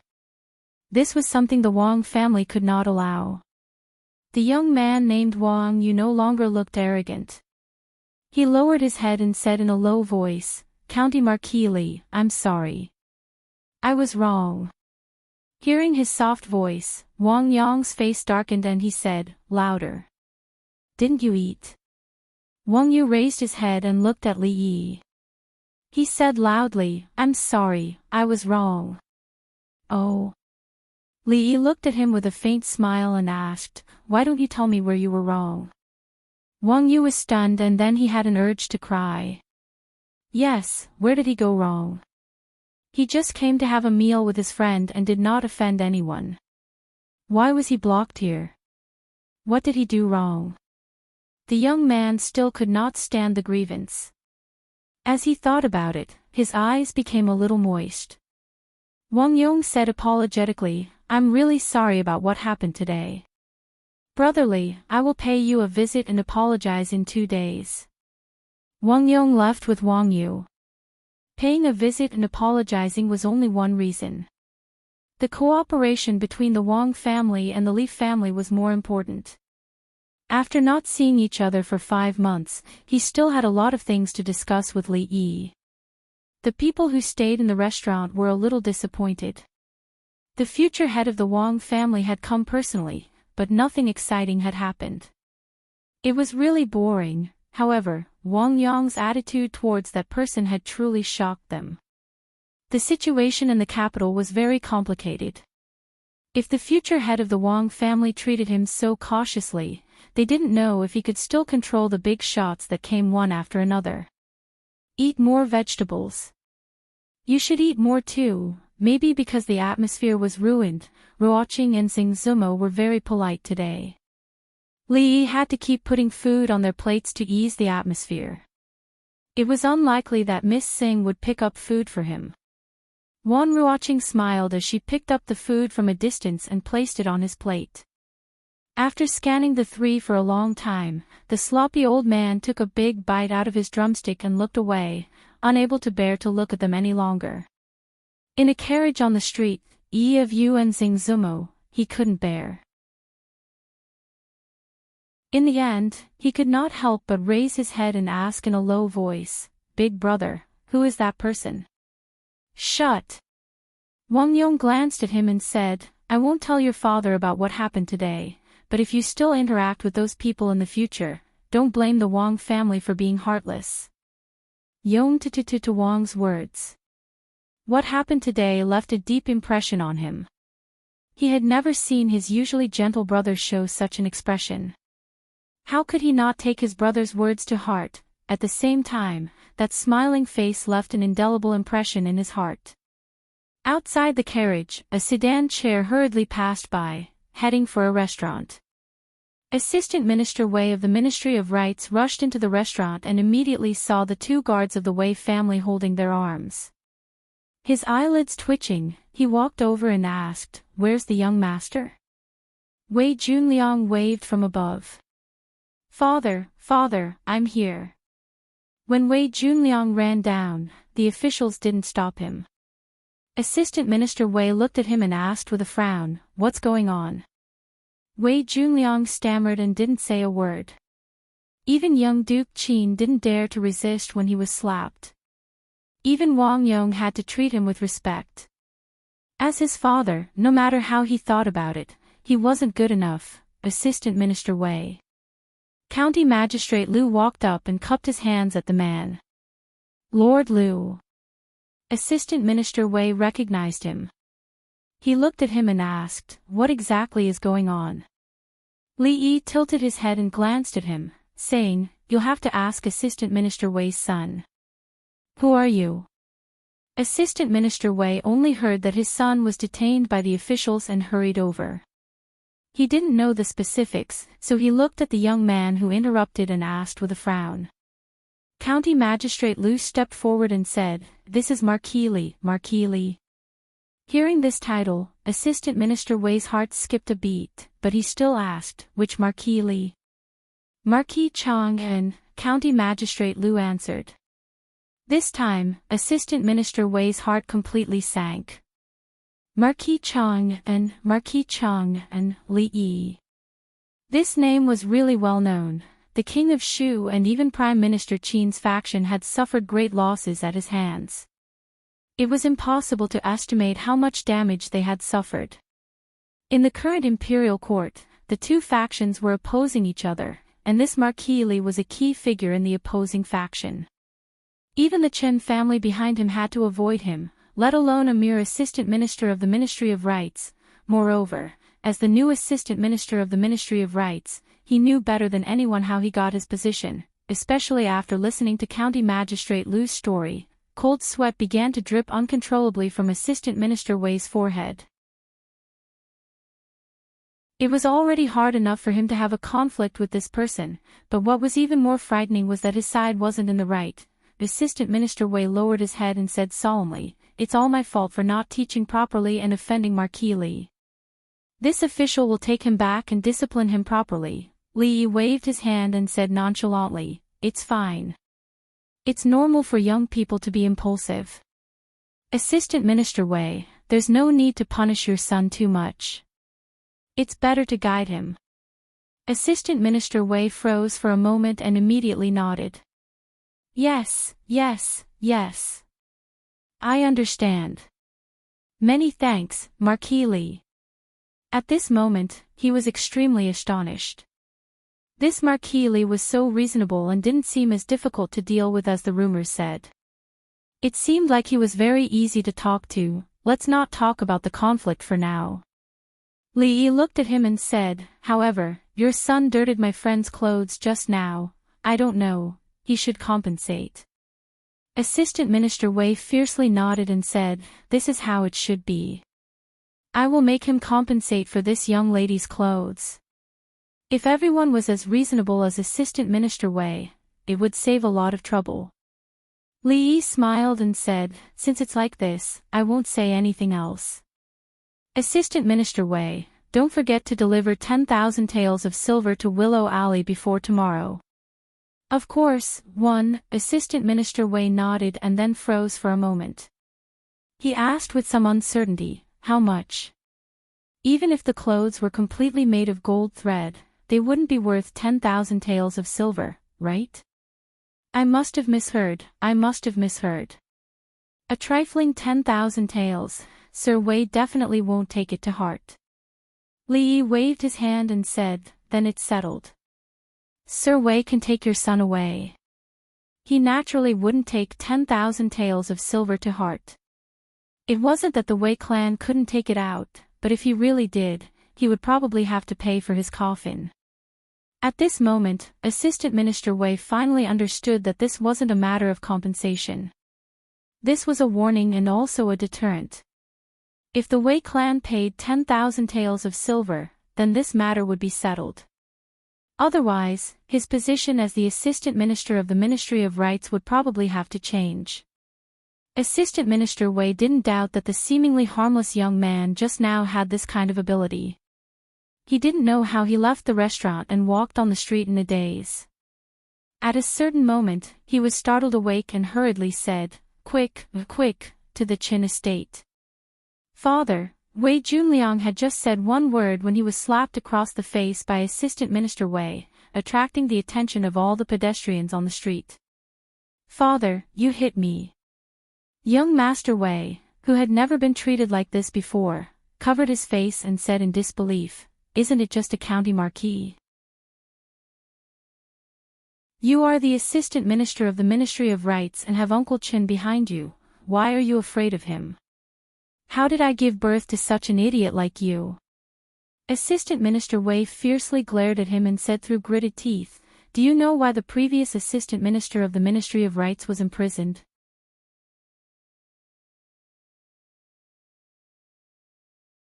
Chapter 745. After Wang Yong, Assistant Minister Wei of the Ministry of Rights also left with his son. They didn't lower their voices on purpose, so the people in the restaurant could hear them clearly. 10,000 taels of silver. Just because the girl's clothes were stained with a few drops of wine, the Wei family had to pay 10,000 taels of silver as compensation. This price was unimaginably high. Of course, those who could sit here and eat were not ordinary people at the bottom of society. Compared with ordinary people, they naturally had a better sense of politics. The officialdom had always been like a battlefield. The situation in the court changed every day, not to mention in 5 months. Everyone knew that County Marquis Li and the Qin family had never been on good terms with King of Shu's faction. In fact, before he left the capital, King of Shu's faction had secretly made a lot of moves. Many people with a keen sense of smell had sensed it. However, County Marquis Li left the capital at that time. Coincidentally, the son of the assistant minister of the Ministry of Works besieged and killed 2 girls on the street. Then, the assistant minister of the Ministry of Works was investigated. Overnight, he turned from a high-ranking official to a prisoner. His Majesty was furious about this.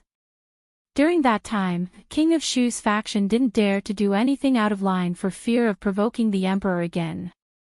However, as time went by, they began to move again. His Majesty happened to be ill, so the morning court session was not held.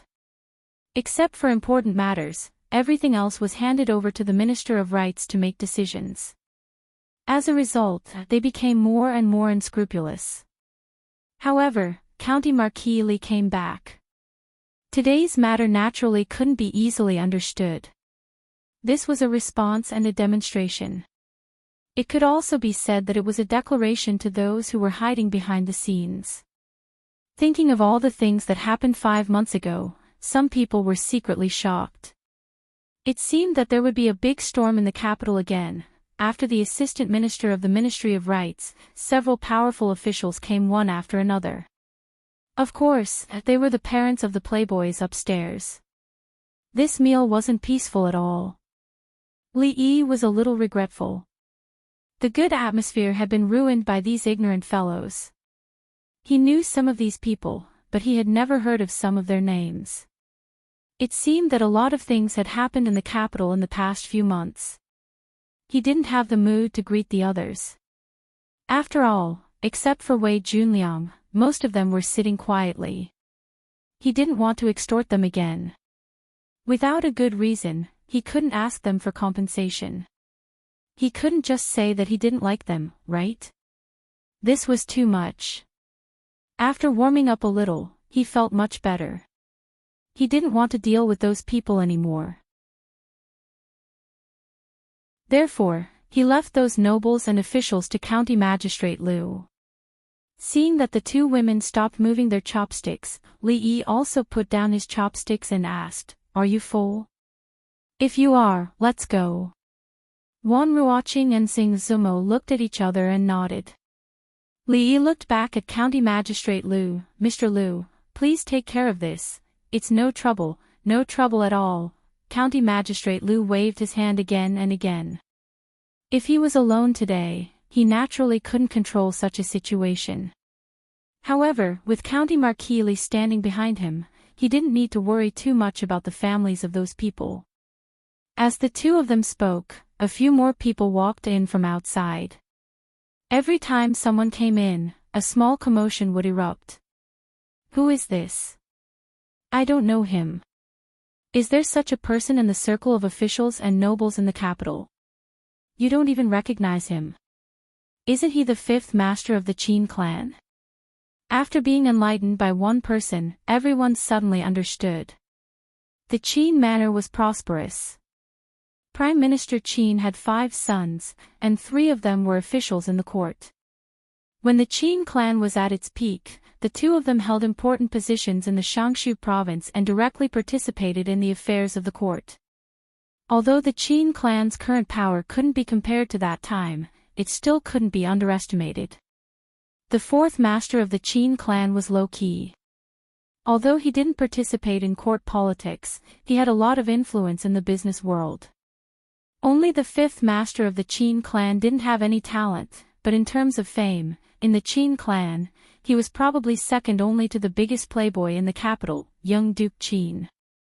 There was no other reason.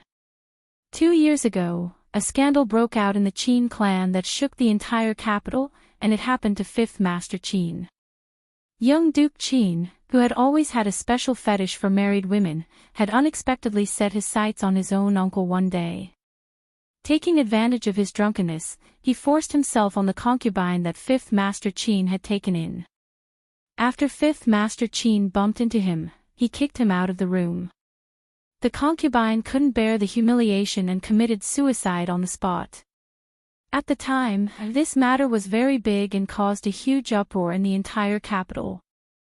Later, for some reason, it was left unsettled.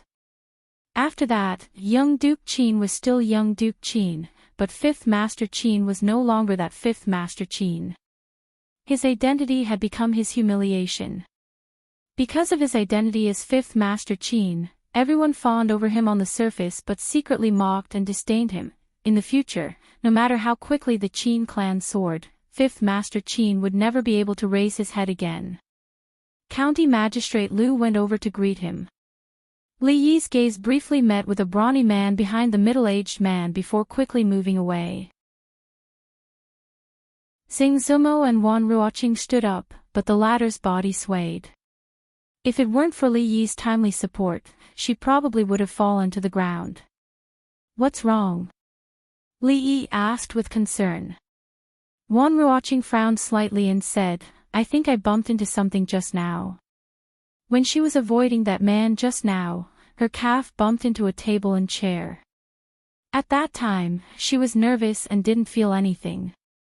Now that she was completely relaxed, there was a burst of pain. Xing Zumo walked over to help Li Yi support her. Li Yi looked at her and asked, "Can you still walk?" "It's fine." Wan Ruoqing shook her head. With Xing Zumo's support, although it was a bit difficult to walk, she could still move slowly. Qin Yu and Fifth Master Qin didn't have much communication. When they walked down the stairs, they didn't look at Li Yi and walked straight out of the restaurant. When Li Yi and the two women walked out, they just happened to see Assistant Minister of Revenue Xing Shichen rushing over. He looked at Xing Zumo with an extremely surprised expression. Xing Zumo lowered her head and didn't say anything. On the street, seeing Wan Ruoqing frown with every step, Li Yi felt that the asking price for the clothes just now was still a bit too low. That Wei guy had gotten it too easy. However, after all, he was a man of his word. It was hard to take back what he had said. It was not appropriate to raise the price now. If he could not deliver the money by tomorrow, it would be reasonable for him to double the compensation. Presumably, the other party would have nothing to say about it. "Does it hurt a lot?" The street was bustling with people, and carriages couldn't go through. Seeing Wan Ruoqing's tightly furrowed brows, Li Yi finally stopped and asked. Wan Ruoqing shook her head and said with a smile, "It's fine." Her brows didn't even relax, so this smile looked a bit forced. Li Yi walked in front of her and squatted down. "Come on up." "Ah." Wan Ruoqing stilled slightly. When she understood what he meant, her pretty face blushed. He was different from all the men she knew. Although she had tried her best to get used to the way the two of them interacted, she still felt that putting food on each other's plates was the limit of what she could do. This was something she had only gotten used to after a long time because when he said these things, his eyes were always as clear as water, without a trace of lust. Other than him, if it was anyone else, she would most likely think of them as a lecher and wouldn't give them any good looks. But habit was habit. If she was carried by him through the crowded streets and watched by so many people, just thinking about it made her face a little hot. Xing Zumo also looked at this scene in a daze. At this time, Li Yi had already begun to urge. "It will be dark by the time we walk back like this." Li Yi looked back and said. "Let's hurry, it's not the first time anyway." The first time he was talking about was naturally when she had fainted from a high fever when she came out of Ning Wang Fu in Qing'an Fu. Xing Zumo turned her head with some difficulty. "Not first time." Chapter 746. Wei Junliang's mind was still muddled as he stepped through the gates of Duke Chen's estate. Just now, while they were walking, he had already heard his father describe the past of that Marquis Li. He had beaten Duke Qin, Royal Prince Duanyang, and the King of Shu in front of all the civil and military officials. Who knew how many playboys in the capital had suffered at his hands?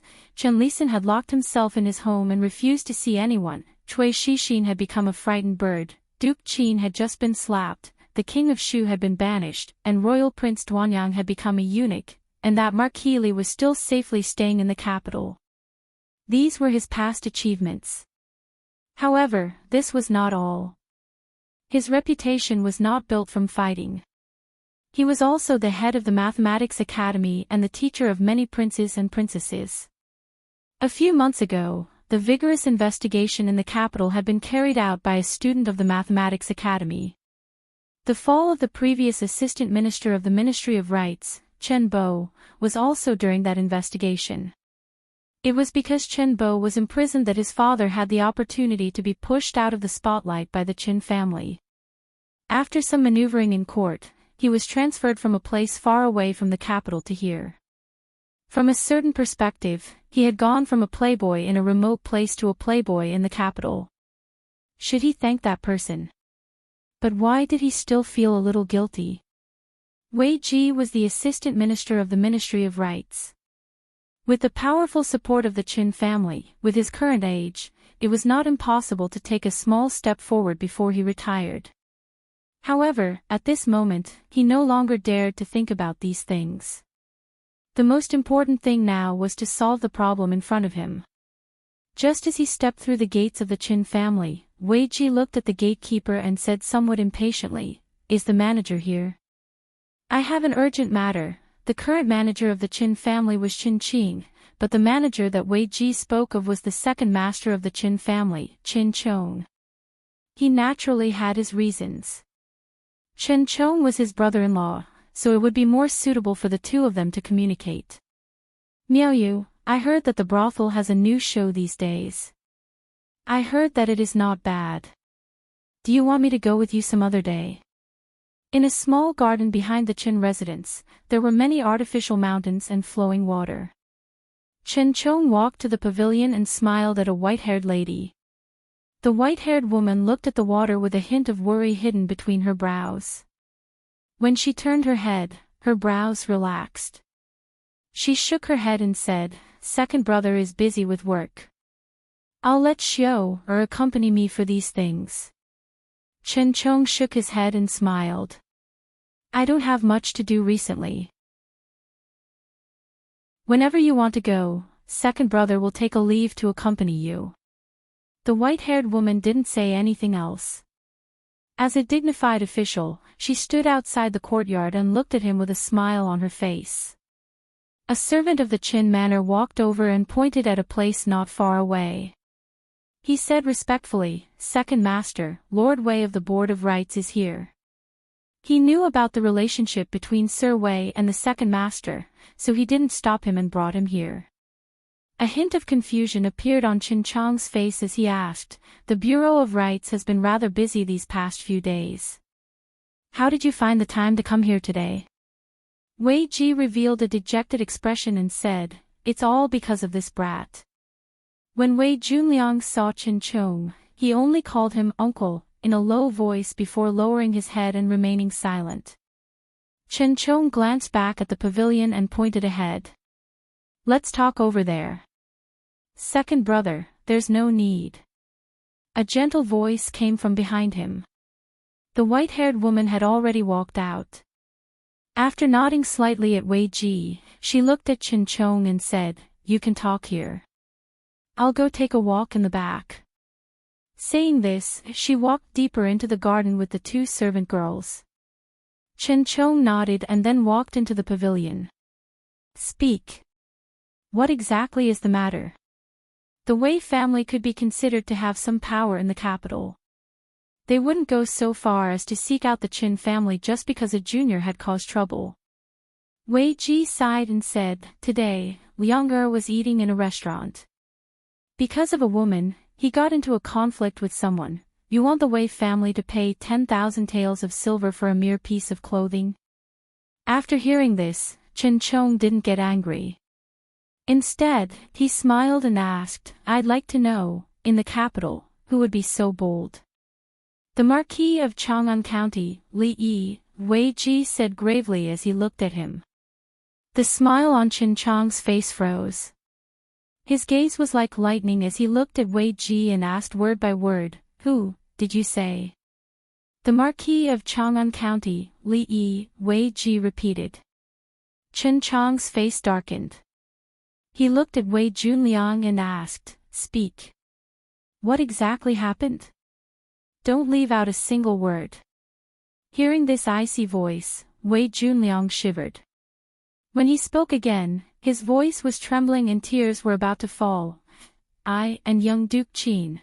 After hearing Wei Junliang's words, Wei Ji saw that Chen Chang's face was dark and that he hadn't said anything. He couldn't help but feel uneasy and asked, "That 10,000 taels of silver, he actually came back?"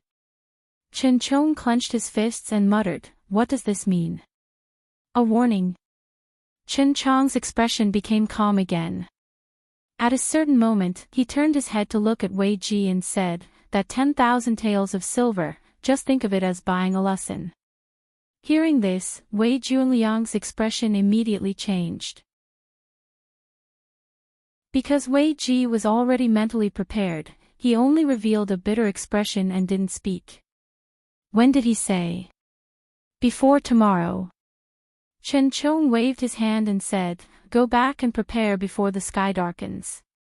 Behind the fake mountain, a delicate figure leaned against it, a hint of a smile on her lips. She closed her eyes, put her palms together, and sincerely said, "Thank the gods and Buddhas, it's good that you're back, it's good that you're back." When Wei Junliang walked out of the Qin estate, both sides of his face were swollen.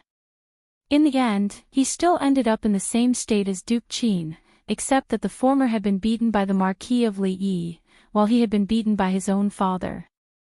There were many wastrels with swollen faces like him in the capital today. The people of the capital were shocked to see a few important figures walk out of a restaurant with gloomy expressions. The young people following behind them were crestfallen, as if they had been hit by frost. After teaching their own juniors a lesson, the officials and nobles of the capital all had extremely complicated expressions on their faces. That person was using this method to tell them that he had returned. Although the atmosphere between men and women in the Jing kingdom was still somewhat traditional, there were many reasons for a man to carry a woman on his back and walk on the street. At most, people would look at him a few times, but it might not necessarily be considered indecent. However, when they returned to Willow Lane and put Ruoqing down, her face was still red to the ears. Li Yi didn't have anything to be shy about. After all, it wasn't the first time he had carried her on his back. Besides, she had carried Xiao Huan, Mississippi Lu, Yong Ning, and the Tsundra Lolita. In comparison, although Mississippi Lu usually didn't show off, she actually had the best figure. Li Yi discovered this when she taught him how to ride a horse last time. Next, it should be Wan Ruoqing. Xiao Huan was still young, so there was still room for development in the future. Li Yi stopped some thoughts in time, looked at Wan Ruoqing, and said, "See how your injuries are. Do you need to call the doctor over?" The blush on Wan Ruoqing's pretty face hadn't faded yet. She shook her head and said, "No need. After a while, you should be fine after applying some medicinal wine." "Let's see." Li Yi shook his head and said, "Let's see how serious the injuries are first." Wan Ruoqing's face became even redder. Her injuries were on her calf. If he wanted to see, wouldn't he have to take off her shoes and socks and roll up her pants? But how could a woman's private area be so easily seen by others? Xing Zumo glanced at Li Yi and said, "You go out first." Li Yi looked at her and asked in confusion, "Why? A woman's private area, is that somewhere you can look?" Xing Zumo glared at him again and said, "I'll just watch from here." Li Yi then realized that this wasn't the future, where the streets were full of white legs and some girls' pants couldn't even cover their buttocks. This was still an era where one had to be responsible for looking at a girl's feet. However, what Miss Zhang said wasn't quite right. If she couldn't look at her feet, then other places. Some images emerged in Li Yi's mind, and he couldn't help but look at her a few more times. Seeing that he was looking at her strangely, Xing Zumo seemed to have thought of something. Her face turned redder than Ruoqing's, and there was a hint of annoyance in her voice. "Get out now." After waiting outside for a while, Xing Zumo came out, her cheeks still red. She glanced at him and said, I looked. It's just some bruises. It shouldn't be a big deal.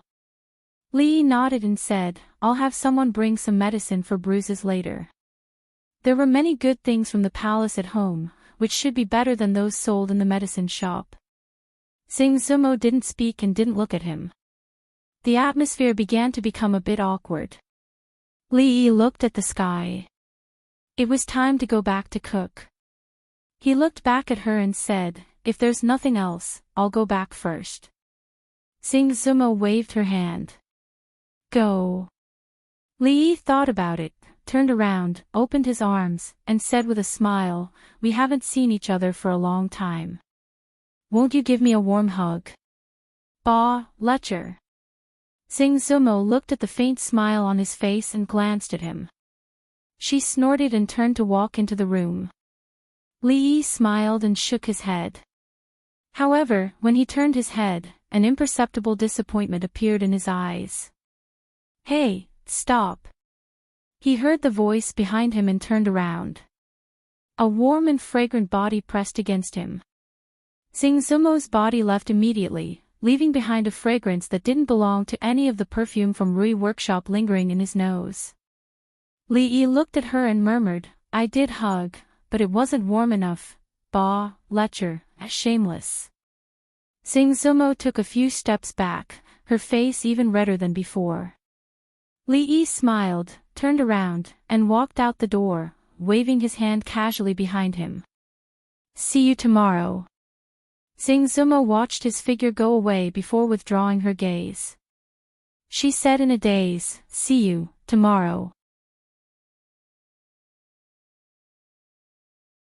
Chapter 747.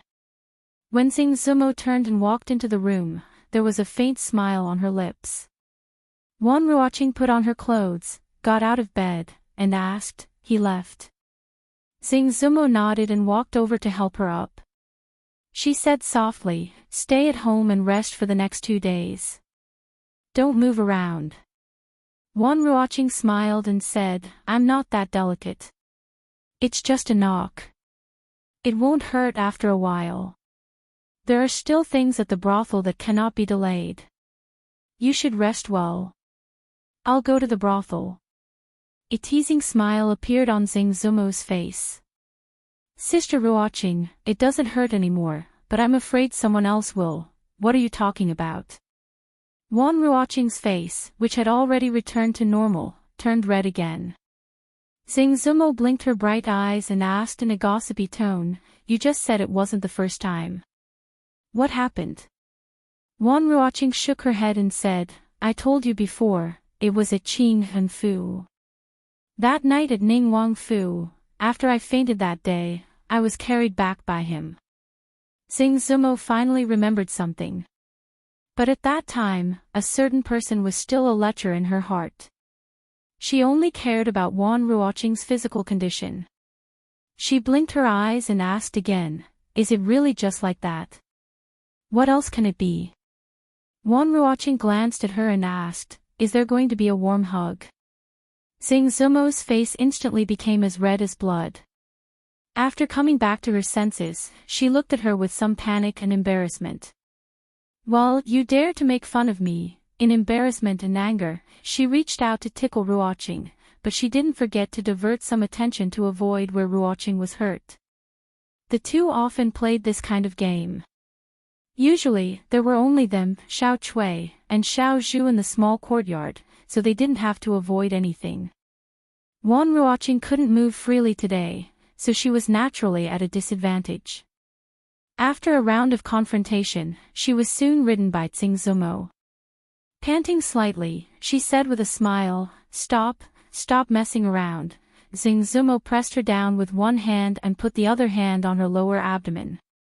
Tell me, do you still dare to make fun of me?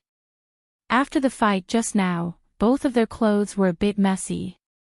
Although Sing Zumo had won, a large part of her shoulders were exposed.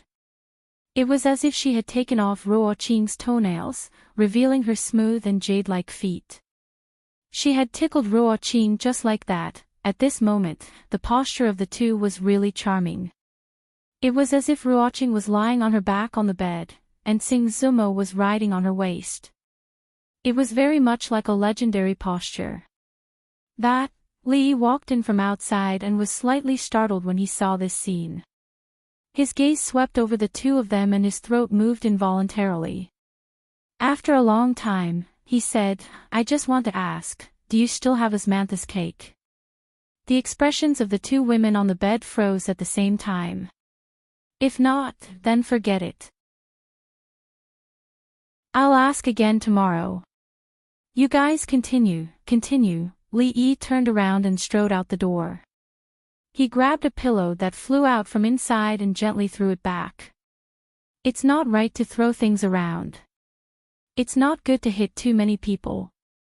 Even if it doesn't hit anyone, it's not good to hit flowers and plants. This time, the pillow flew out even faster and with even more force. Li Yi stood in the yard and stretched comfortably. The scene he saw yesterday still made his blood boil when he thought about it. No wonder Bai Ji had a poem called, "Holding the pipa and covering half of your face." Only when it was half covered could it be called temptation. It could leave a lot of room for imagination, and the more one thought about it, the more shameful it would be. Li Yi originally wanted to go to the city to see the new house this morning. Fong had selected a few according to his requirements, but the final choice was still up to Li Yi. When he got up, he felt as if he had forgotten something. After washing up, changing clothes, and walking out of the house, he finally understood when he saw the carriages coming from afar.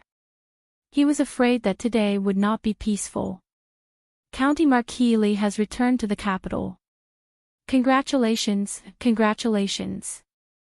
An old man who looked like a butler came down from the carriage in front and said with a smile, "I'm here to congratulate you on behalf of my lord." "Your lord is?"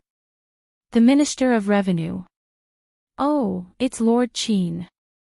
Li Yi nodded. Before he could say a few more words, another person came up.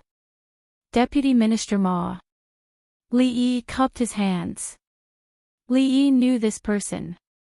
During the investigation of the accounts, the Divination Academy and the Imperial Censorate had forged a deep friendship.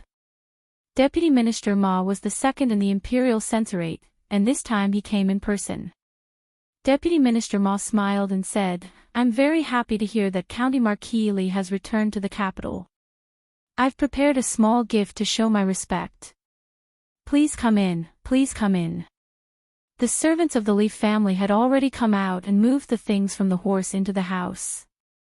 Li Yi glanced at it casually. It was a small gift, but it didn't seem to be a small gift at all. The butler of the Qin's mansion and Deputy Minister Ma did not say much before they left. Before Li Yi had time to drink water, another person came to visit. This time, it was the Shen family. Li Yi did not have any friendship with Prime Minister Shen and the Shen family.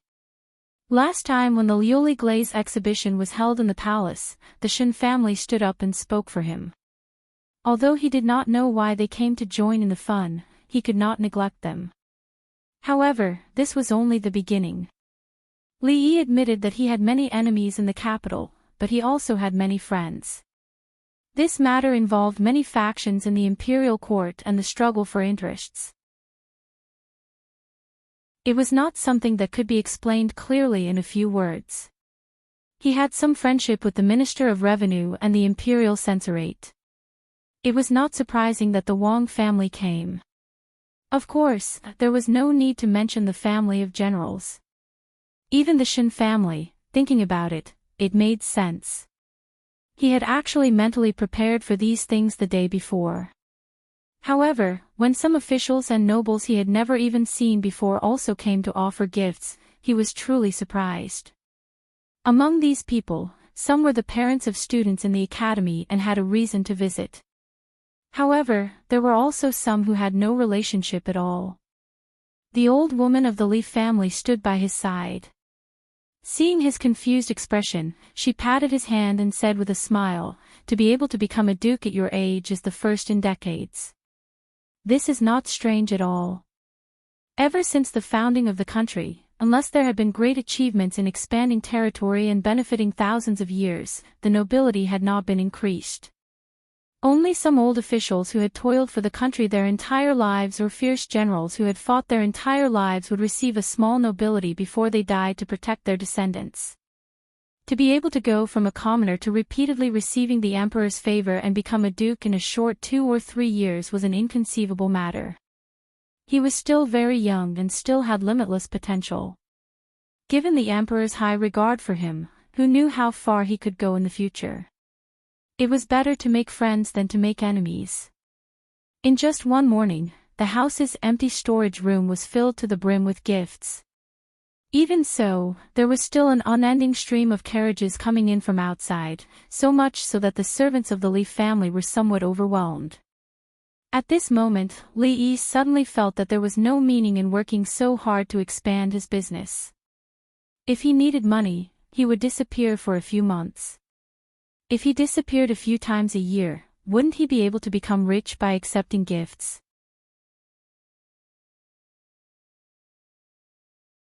Chapter 748. The servants of the Li family moved carts after carts of gifts into the house. Li Yi stood in the yard, thinking of new ways to earn money. He couldn't keep disappearing. It would be fine if he disappeared once or twice, but people weren't fools. If he disappeared too many times, they might suspect that he was cheating. In this way, the reputation he had worked so hard to build would be ruined. He thought about it carefully. When he married Rui, he was in a daze and didn't even remember what happened. This was the first time he got married in his life. It was too hasty. He had to find a chance to hold a formal wedding in the future. He had to make it grand and earth-shattering. He had to invite the royal family, the Wang family, and any rich family in the capital. As for Li Xian, it would depend on how many gifts he gave. In this way, there would be many opportunities to receive gifts in the future. On second thought, it seemed that his birthday was coming. In the past 2 years, he had spent it with Rui and the others at home. Should he make a small celebration this year? Well, it was worth thinking about. Young master, that room is full. Old Fong walked over and said with a surprised expression. It wasn't a festival today, but the number of people who came to send gifts almost reached the outside of the village. Clean up another room. Li Yi waved his hand. When he was about to go out to have a look, he saw someone who surprised him. County Marquis Li. When he saw Li Yi again, Assistant Minister Wei's attitude was very humble. No matter how many gifts others gave, this Assistant Minister Wei of the Ministry of Rights was on the side of the King of Shu and had a close relationship with the Qin family. How could he come at this time? Was he attracted by my charisma and wanted to forsake darkness for light? Assistant Minister Wei glared at Wei Junliang and said angrily, "Unfilial son, apologize to County Marquis Li." One side of Wei Junliang's face was still swollen. He said in a trembling voice, "County Marquis Li, it's all my fault for offending you. Please forgive me." Although the two of them were about the same age, Wei Junliang didn't dare to treat the other person as someone who was on the same level as him. Wei Ji forced a smile and said, "Marquis, the compensation for the girl's clothes has already been delivered last night." After leaving the Qin family yesterday, the last glimmer of hope in his heart was extinguished. Although he had just been transferred to the capital not long ago, he had long heard of County Marquis Li's murderous methods.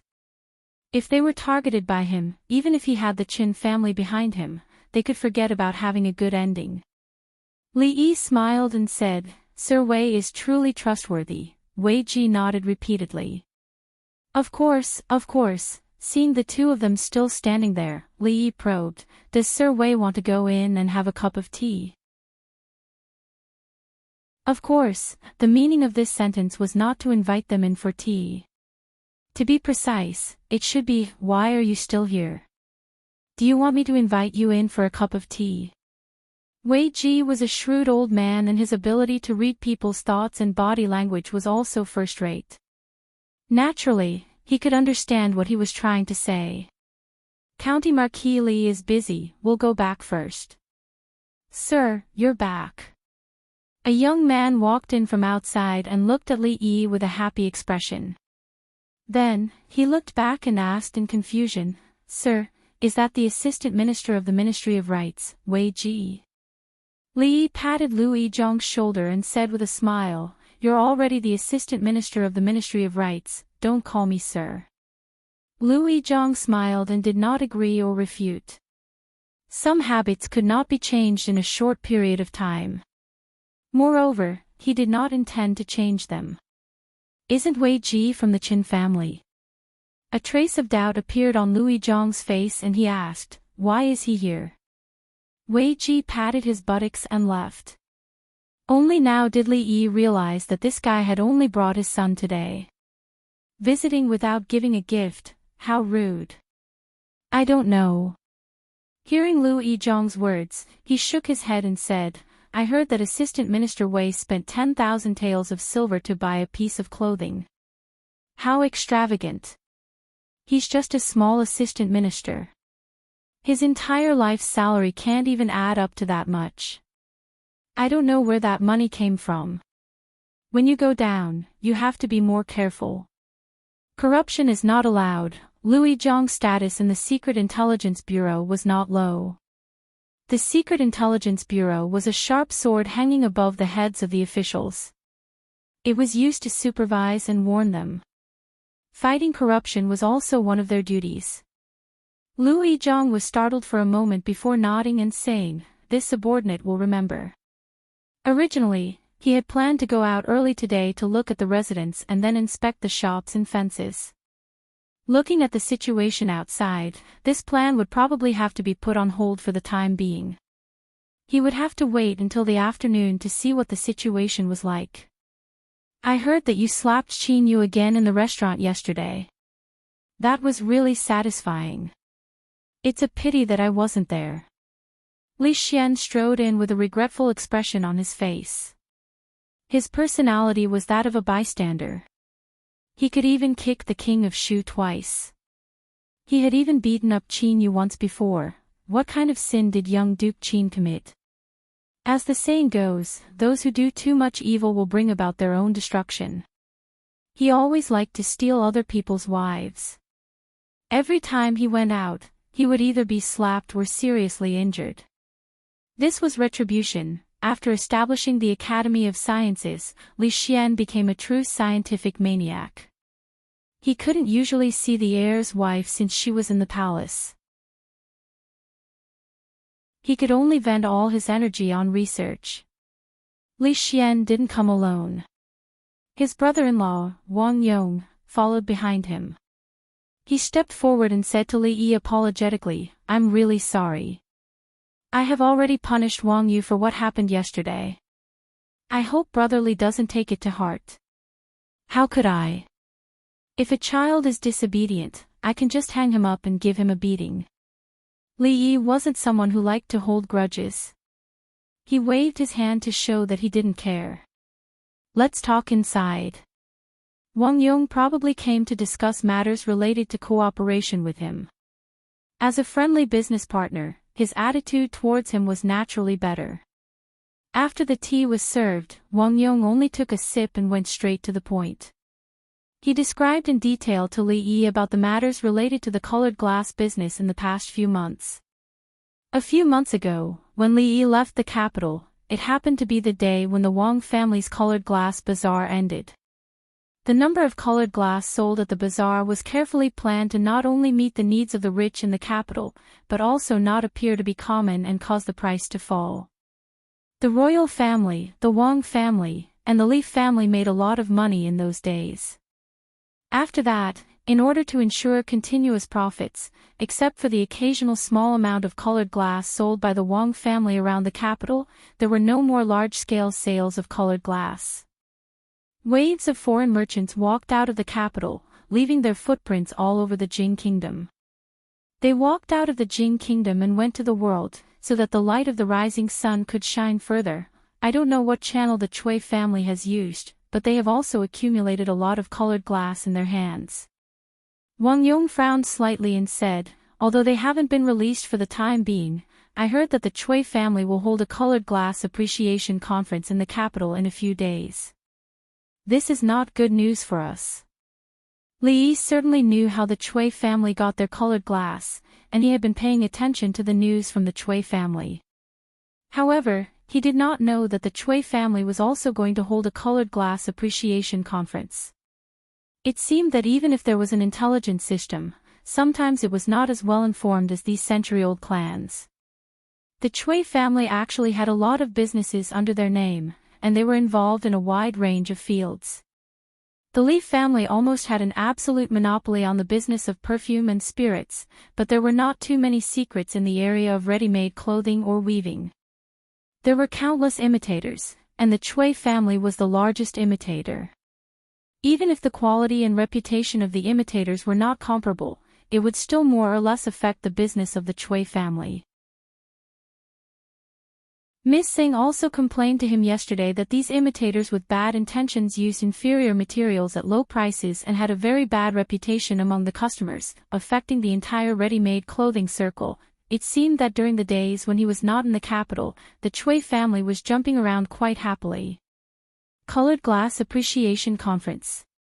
Li Yi smiled and murmured, "It seems that it's time to release a large number of foreign merchants." Wang Yong's face showed a puzzled expression. He looked at him and asked, "A large number of what?"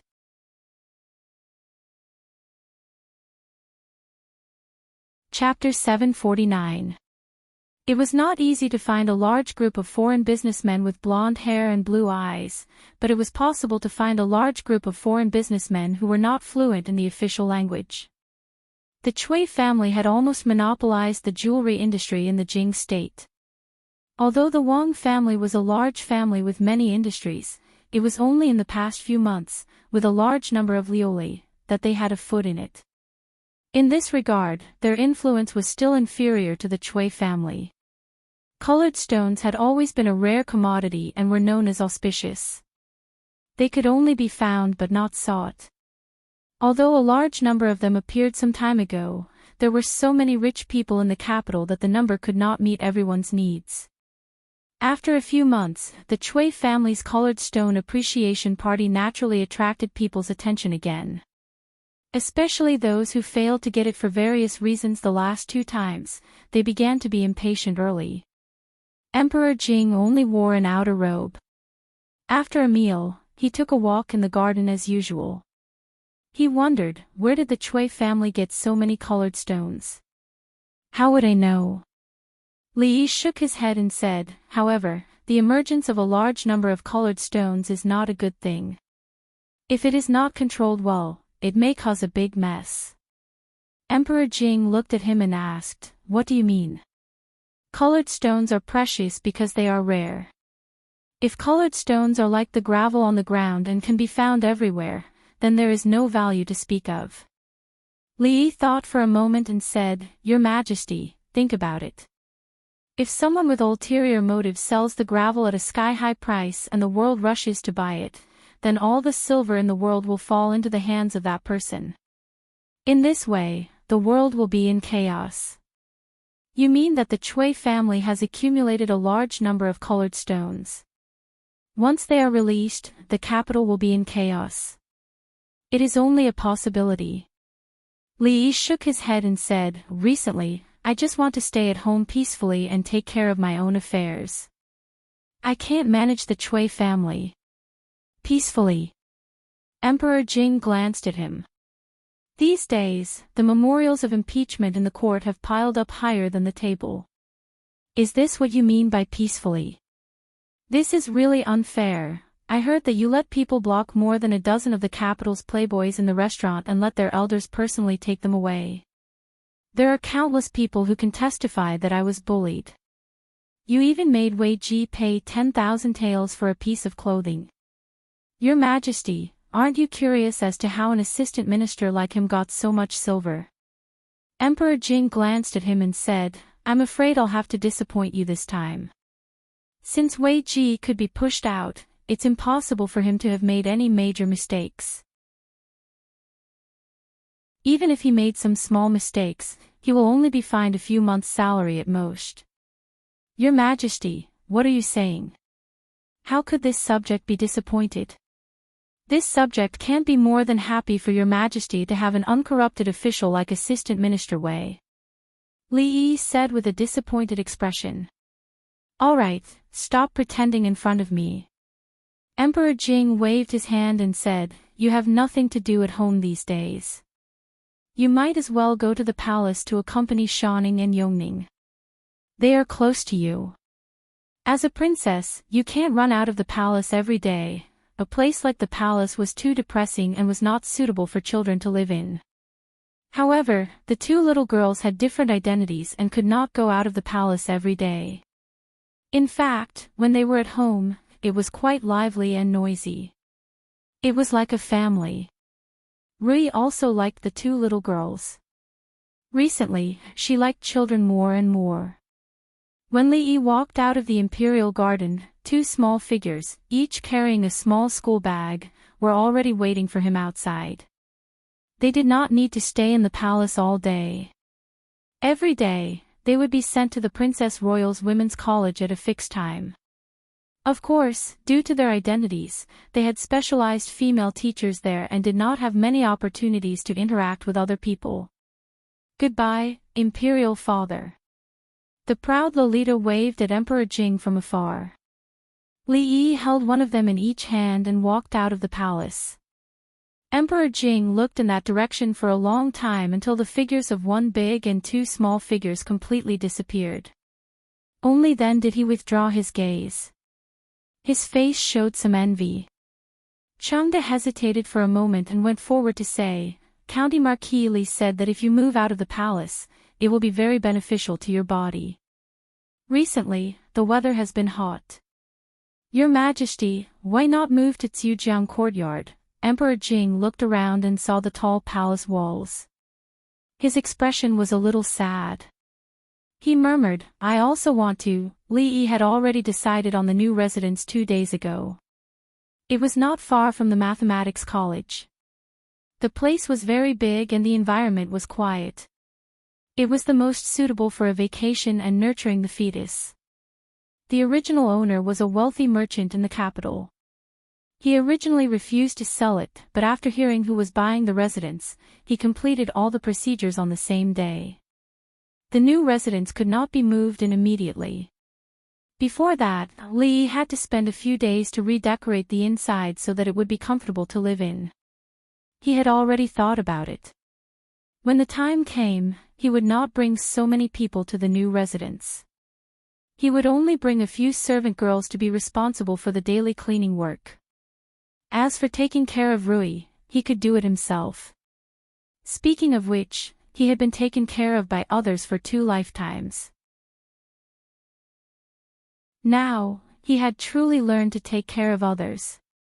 Of course, he had to thank Mississippi Lu.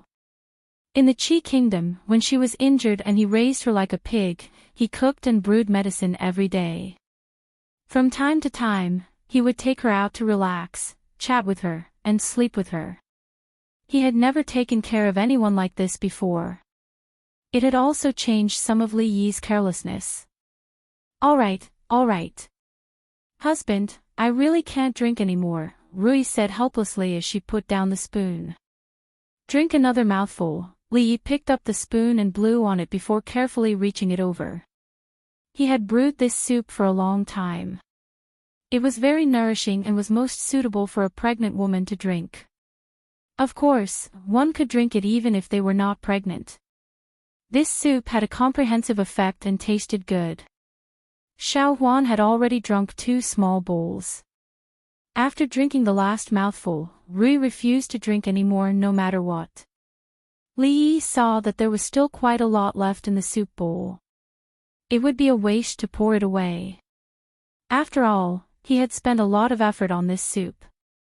He then turned to look at Xiao Huan.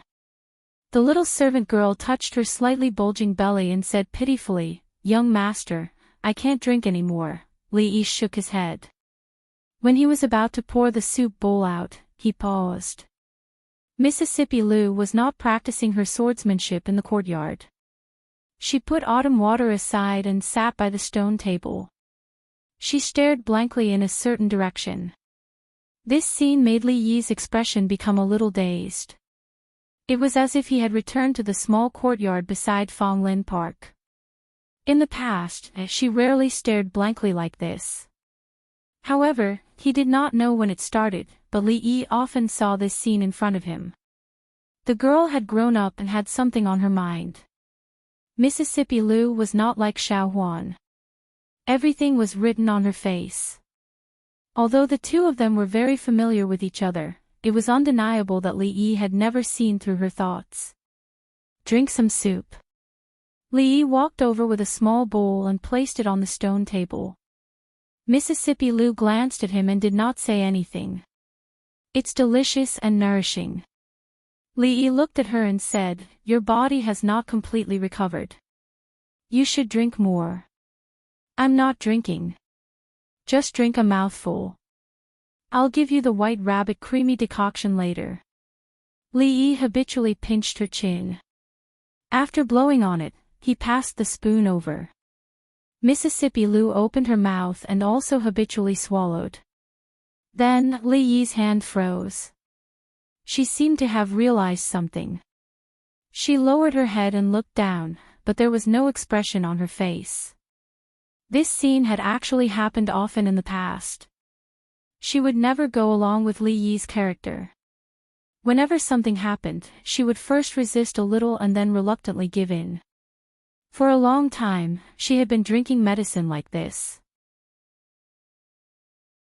She drank a mouthful of medicine and was rewarded with a white rabbit creamy decoction. The two of them were used to this kind of transaction. However, just now, they seemed to have forgotten that this was no longer the Qi Kingdom. It was no longer the small courtyard beside Fragrant Forest Park where only the two of them resided. Sorry. It was a habit. Li Yi was the first to react. He quickly retracted his hand and did not let her drink the soup. He was ready to run away at any time. Mississippi Lu did not have any special reaction. She only glanced at him and said calmly, "Put it down." "Ha! Put the soup down," Mississippi Lu repeated. After making sure that she was not angry at all, Li Yi put down the bowl and looked at her in surprise. This wasn't her style at all. Mississippi Lu glanced at him.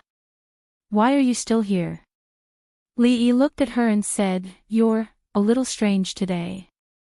Holding autumn water in her hand, Mississippi Lu narrowed her beautiful eyes and asked, "How strange?" "Strange." Seeing that the familiar Mississippi Lu had returned, Li Yi took a step back and said with a smile, "You're quite pretty."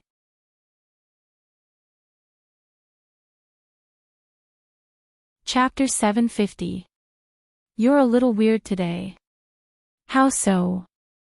You're so pretty. This sentence could even be used as a golden phrase to pick up girls in the future. Although the girl would not burst with joy after receiving such a compliment, she would still feel a little happy.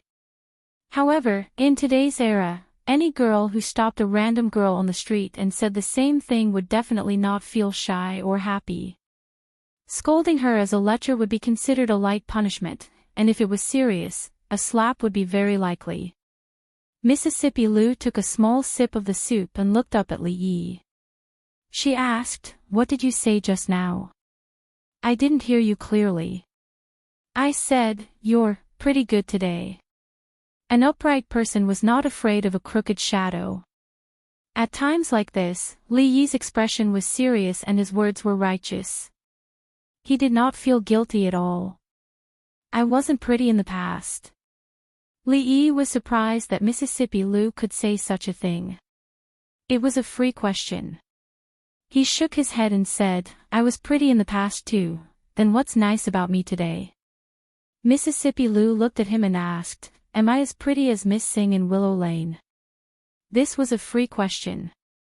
The sun was a little dazzling today. It was so dazzling that Li Yi could not see Mississippi Lu's pretty face clearly. "Oh my, the sun is really poisonous today. It's so bright that I'm going blind. I can't see or hear anything." Fong closed his eyes and stood in the courtyard.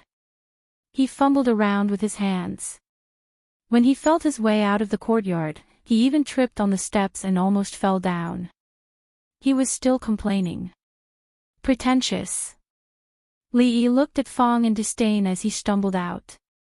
He turned back to look at Mississippi Lu and curled his lips. It's cloudy today. Where did the sun come from? Why don't you find a good reason to lie? Li Yi looked at the door worriedly and said, maybe there's something wrong with Fong's eyes and ears. I'll go take a look. Fong walked in from outside again. He scratched his head and said, I forgot to tell you that those people have returned from Shuzhou. He handed a letter to Li Yi and said, this was given to second miss by Miss Yang Liuqing. Miss Yang didn't come back with them this time. It seems that she left alone in Shuzhou. After saying that, he looked up at the sky and waved his hands in the air as he groped his way out of the courtyard. Li Yi, Mississippi Lu, as well as Fong and the others, had set off before the rest of the crowd. They had traveled day and night, so naturally, they had to return to the capital first. The remaining team of nearly 100 people came back from Shuzhou under the leadership of Yang Liuqing. However, Fong just said that she didn't come back with the others. Li Yi walked over and handed the envelope to Mississippi Lu. This is for you. He thought that since those people had returned, the materials donated by the king of Shu should have arrived. It was a lot of money. How should he spend it? I've finished drinking. Remember to wash the dishes. After a while, Mississippi Lu had finished reading the letter. She put it on the table and stood up. She didn't argue with Li Yi about what had just happened. She turned around and went back to her room. Li Yi picked up the letter in surprise and looked at it. After a while, he slowly put it down. He glanced at the closed door of Mississippi Lu's room and frowned slightly. Yang Liuqing had left. Just as suddenly as she came, she left just as suddenly. She didn't say where she went, nor did she say whether she would come back. She just thanked Mississippi Lu in the letter for teaching her martial arts in the past 2 years. These 2 years were the happiest 2 years of her life. She would never forget all of this. She would always have such a master. She couldn't repay the kindness of giving her a new life. There was nothing else in the letter after that. Li Yi's index finger gently tapped on the table. A look of reminiscence appeared on his face. Excuse me, does Rui Lu live here? The young girl who was about the same age as Mississippi Lu appeared before him more than a year ago. She carried a small bag on her back and held a long sword in her hand. The cold expression on her face was exactly the same as Mississippi Lu's. At that time, she wanted to challenge Rui, who was ranked first on the hero ranking board.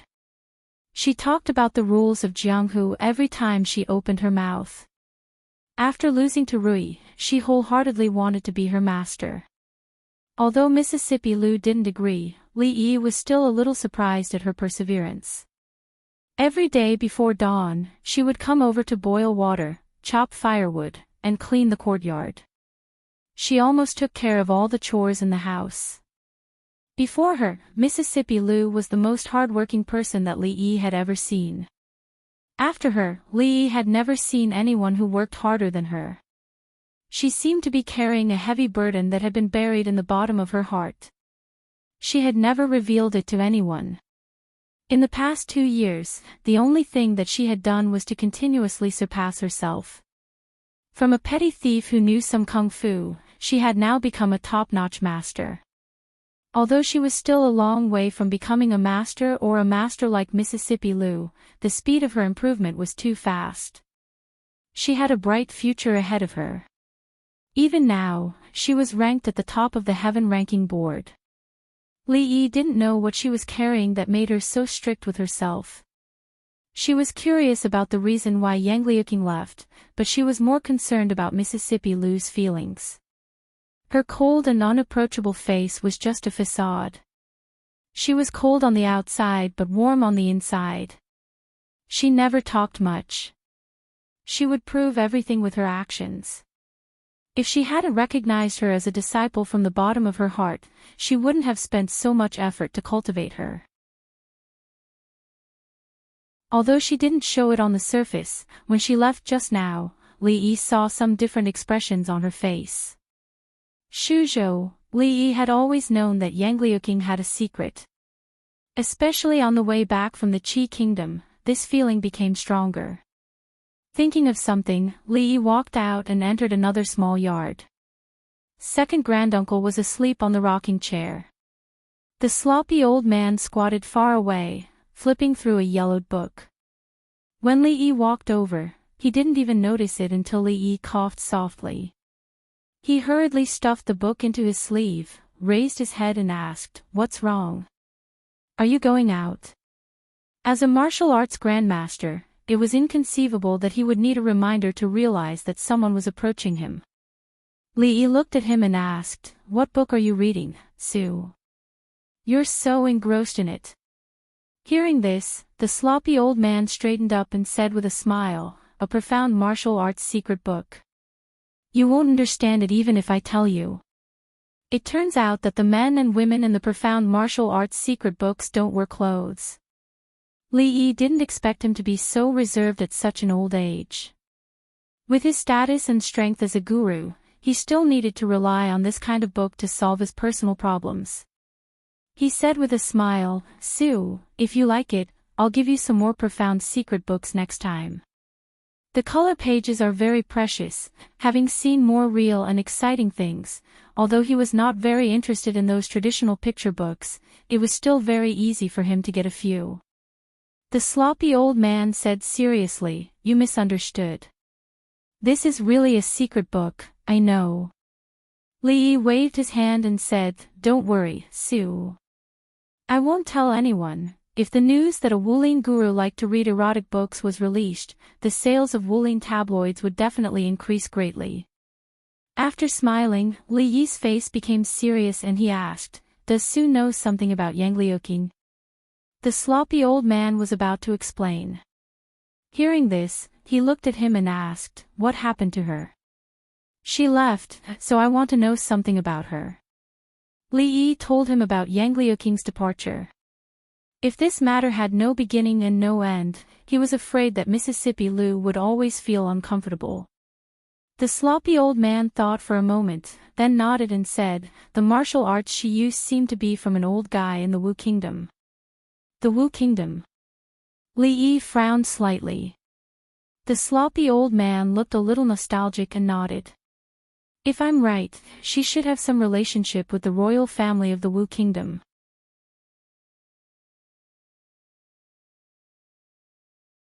Chapter 751. The Royal Family of the Wu Kingdom. The expression on Li Yi's face had already turned into one of astonishment. This world was completely different from the history he knew, including the current countries and all kinds of major events that had happened in history. Since the wheel of history had gone awry, he couldn't find anything that he could refer to. Of course, last time, he had stored all the books in LoveLore Library in his head, so he was not unfamiliar with the current situation of the surrounding countries. There were a total of 3 countries that directly bordered the Jing Kingdom. Needless to say, the Qi Kingdom and the Zhao Kingdom had been in constant conflict with the Jing Kingdom in history, and the current situation was still a little tense. The other country was the Wu Kingdom. Although the Jing Kingdom and the Wu Kingdom could not be called allies, there had not been much conflict before. For decades, they had not invaded each other. The 4 countries had always maintained a delicate balance between them. The Qi Kingdom was indeed powerful and ambitious, so it was guarded against by other countries. But it was impossible for it to be the enemy of several countries at the same time. Even if the Zhao Kingdom cooperated with them for a short time, they had their own ideas, and it was impossible for them to be of one heart and one mind. The relationship between the Jing Kingdom and the Wu Kingdom had always been stable. For a long time, there was not much difference in the strength of the 2 countries. However, several years ago, a certain prince of the Wu Kingdom launched a coup without any warning, killed his brother and father, and sat on the throne himself. Since then, the Wu kingdom had been in a long period of turmoil. The loyal officials in the court were either dead or hiding. Several generals guarding the border, with the reason of bringing order to the chaos and supporting the legitimate wife, gathered troops and rebelled against the court. There were also countless rebel armies in the country, forming a group of heroes and forming a separatist regime, which gave the current court of the Wu kingdom a headache. These words were once again confirmed by the sloppy old man. Li Yi had known for a long time that Monster Su was from the Wu kingdom. However, when one's martial arts cultivation reached such a realm, most of them would choose to go out and travel in order to make a breakthrough in their lifetime. As a result, the concept of countries and the like was much more vague. After the former emperor was assassinated, Empress Wendy also committed suicide. After gaining power, the second prince killed the crown prince with a cup of poisoned wine. Empress Wendy's youngest son and the 14-year-old Princess Duanrong disappeared. They must have been hidden by the ministers loyal to the former emperor. The sloppy old man just narrated slowly without any extra expression on his face. How could that old fellow Yang Wanli just watch such a thing happen? Did something happen to him? Li Yi looked at him and asked with a frown. Su means, the sloppy old man said, Yang is the surname of the Wu kingdom, and that little girl knows Yang Wanli's famous technique. Even if she isn't a member of the royal family, she must be related to that old fellow. This was all he could get from the sloppy old man. Li Yi thought for a while. Although she was young and was good at doing those rough jobs, if he thought about it carefully, he would find that apart from these things, she always seemed to hide some kind of temperament. Inadvertently, it overlapped with a girl who liked to eat egg-fried rice. The next time he entered the palace, he would ask the eldest princess about the situation in the Wu kingdom. The royal family must have some secret ancient books that he couldn't see. When Li Yi walked back, he glanced at the tightly closed door of Mississippi Lu's room and felt a slight headache. Her only disciple had left without saying goodbye. She definitely wouldn't feel good in her heart. Furthermore, she was the kind of person who kept everything in her heart and wouldn't tell anyone. Even if he wanted to make her happy, he didn't know how to break through from this angle. Rui was like this when she was young. She kept everything in her heart. When father and mother left, she didn't cry. She didn't eat or drink. She just sat by the bed in a daze for 3 days. Rui looked at him and shook her head. If she has something on her mind, she won't listen to anyone. Li Yi showed a helpless expression and said, if she keeps it in her heart for a long time, it will cause problems. Don't worry, husband. I'll talk to her tomorrow. Rui smiled and brought the wooden basin over. She put it by the bed and tested the temperature of the water. She said, husband, soak your feet first. Ever since Rui got pregnant, she was not allowed to intervene in any of the family's matters. With her physique, as long as she was not fighting another grandmaster, she would not be affected at all. However, this was an order from the old mistress. Xiao Huan followed her every day because the old mistress could not stay idle and wanted to do something. She had cried a few times. However, during the days when Li Yi came back, she would fetch a basin of hot water every night and wash his feet personally. Li Yi looked down at her delicate side profile. His eyes were in a trance and he suddenly jumped off the bed. Rui seemed to be a little scared. She looked up at him and asked in confusion, husband, you used to wash my feet. Today, it's my turn to wash my wife's feet. Li Yi looked at her and pointed to the bed. He said, sit down. How can I do that? Husband, how can you? Rui shook her head repeatedly. Li Yi picked her up and put her on the bed. He said, it's natural for a husband to wash your wife's feet. Why can't you do that? Come on, sit down, the water was just right. Li Yi slowly took off her shoes and sock and soaked her feet in the wooden tub. Her feet were delicate and as white as jade. Her toes were neatly arranged like round pearls. Li Yi reached out to hold them and could feel that her body was a little stiff. Although he had helped her wash her feet many times, it was the first time he did something like this. She couldn't help but feel a little nervous. Li Yi didn't show any abnormality. He lowered his head and was patient and careful. The woman in front of him was his wife. She was the closest person to him in this world. Compared to what she had done for him, this was really nothing. At first, he thought that he had always been honest in his previous life. He didn't do anything evil. But the heavens sent him to a place like this. He had no family, no friends, and nothing familiar. Was it too much? After experiencing so many things, that thought had long since been annihilated without a trace. This was not a punishment, but a gift. Many images appeared in his mind. In the end, there were still many people here who loved him and were worthy of his love. For example, this quiet woman in front of him. She was his wife, a small life that belonged to them, and was about to descend into this world.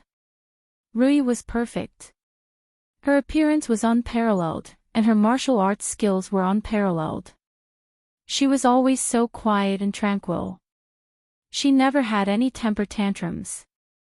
She would silently guard behind you and only appear when you needed her.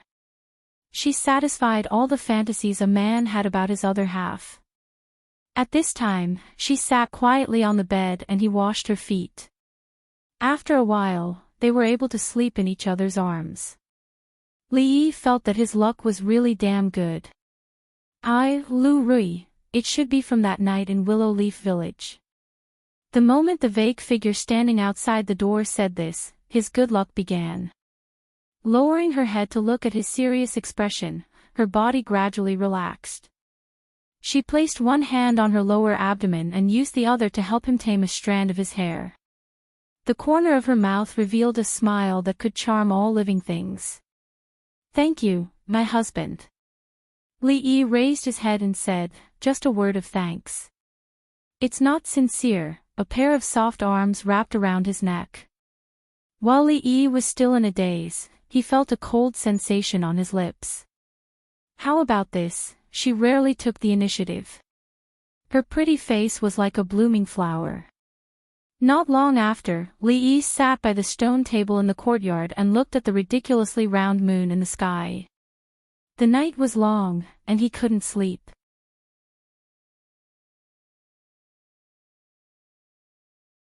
Chapter 752. Li Yi lay on the rocking chair. The servant girl placed 2 peeled eggs in front of his eyes and rolled them gently. Yesterday, he only felt a little sleepy after sitting in the courtyard until late at night. Li Yi felt that it was time to consider the matter of Rui and sleeping in separate rooms. Otherwise, he wouldn't be able to sleep in the future. "Young master, are we going to move soon?" The servant girl put down the eggs and moved her little hand on his head. Her voice was soft. Li Yi nodded. "Yes, pack your things for the next 2 days. We'll be moving to the city soon." The servant girl nodded obediently. For her, as long as she could be with the young master and miss, it didn't matter where they moved. Creak. The door of Mississippi Lu's room opened. She walked out of the room. Xiao Huan looked down at the young master with dark circles under his eyes and then looked at her. She picked up the 2 boiled eggs and shook them. "Second miss, do you want eggs?" Yang Liuqing was probably the outsider that Mississippi Lu treated the most carefully. In fact, ever since she became Rui's disciple, Li Yi had never treated her as an outsider. She left without saying goodbye. Even he felt a little uncomfortable in his heart, let alone Mississippi Lu. He still wanted to figure out the ins and outs of this matter. "Yang Liuqing, the little disciple of your second miss." Mingzu ate the shrimp fried rice that Li Yi brought over and looked up at him. "What about her? Help me check if there is anyone with the same name as her among the royal family or nobles of the Wu Kingdom." Li Yi said and then opened his mouth. The arrogant Lolita put a peeled shrimp into his mouth. This was not the era of the developed internet in the future. It was easy to search for the needed information on the internet. It would be more troublesome for Li Yi to do this on his own. The royal family always had some special channels. Of course, these weren't things that Li Yi could easily come into contact with. Emingzi nodded and looked at the white-haired old woman beside her. "Nanny, please make a trip." The old woman nodded and looked at Li Yi meaningfully. Then, she turned and left. The arrogant Lolita peeled another shrimp for Li Yi. Then, she hugged his arm and said coquettishly, "Sir, can you take us out of the palace today?" She was already 13 years old, almost 14 years old, and her body had begun to develop. Naturally, she had to pay more attention to her behavior. Concubine Yen had always been strict with her etiquette education, but when she saw Li Yi, she revealed her playful nature and no longer had any royal manners. Seeing that Li Yi was unmoved, she hurriedly winked at Yongning, who was chewing on the pork ribs. Although Yongning was young, she had always been Shanning's little follower. She could understand her meaning with one look. She put down the pork ribs and hugged Li Yi's other arm. She blinked her big, watery eyes and looked at him pitifully. Who could resist these two pairs of extremely cute and innocent big eyes? Li Yi sighed slightly and nodded helplessly. "Sir is the best." The Tsundere Lolita jumped up and kissed him on the cheek. When there were no outsiders around, she would return to this little girl's temperament. Yongning also came over. Her mouth was still stained with oil. She blushed and kissed the other side of Li Yi's face. Although she was much younger than the arrogant Lolita, she was quieter because of her experience and was far less playful. "Yongning, hurry up. Let's go change." The arrogant Lolita pulled Yongning and ran out of the morning dew hall. A group of palace maids followed behind in a panic and shouted, "Your Highness, slow down." Concubine Liang had passed away early. Yongning was still young and would be afraid to live alone in the palace. Li Yi suggested to the old emperor to let her live with the arrogant Lolita and be taught by concubine Yen. Although Shanning was playful, she still took good care of this little sister. Emingzi put down the bowl and looked at him. She asked, "Did you see father today?" "No." Li Yi shook his head. He came today mainly to ask her about Yangliuking. He also wanted to see Yongning and the arrogant Lolita. He did not see the old emperor. Emingzi suddenly looked at him and hid the trace of hope in her eyes. She asked, "Is there really no way to cure father's body?" In her heart, he was still the omnipotent Li Yi who could solve anything. Li Yi paused while peeling the prawns. The atmosphere became a little stifling. Even in the future, the old emperor's illness was incurable. He had tried his best to change it, but he could only slow down or slightly extend his life. He was not a god, and there was nothing he could do. Li Yi sighed and said, "If I can move out of the palace and put aside all political affairs to recuperate, the situation might be much better." Although it was impossible to cure this illness completely, it would not kill him immediately. It was important to maintain a good mood. The palace was like a huge cage. It was too oppressive and lacked people. Even though most of the political affairs were handed over to the two prime ministers, the country was too big. As the emperor, there were too many things he had to deal with every day. When Li Yi talked to him, he would often ignore his identity as the emperor. Occasionally, he would joke around as a form of adjustment. This was the tacit understanding they had developed over a long period of time.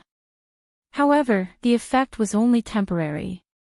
If the old emperor could immediately put down the burden on his shoulders and find a quiet place outside the capital with beautiful mountains and rivers, he could lie in the courtyard and bask in the sun when he had nothing to do. If he was in the mood, he could go to the brothels to play mahjong with Chang or find a few old ladies to dance in the square.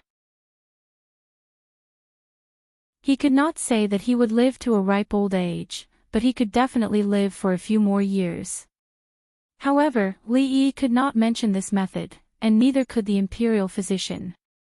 Even they knew it very well. "Father, he is very tired." Mingzu lowered her head. Her face was a little gloomy, but then she raised her head and said seriously, "I will try to persuade father." Li Yi nodded.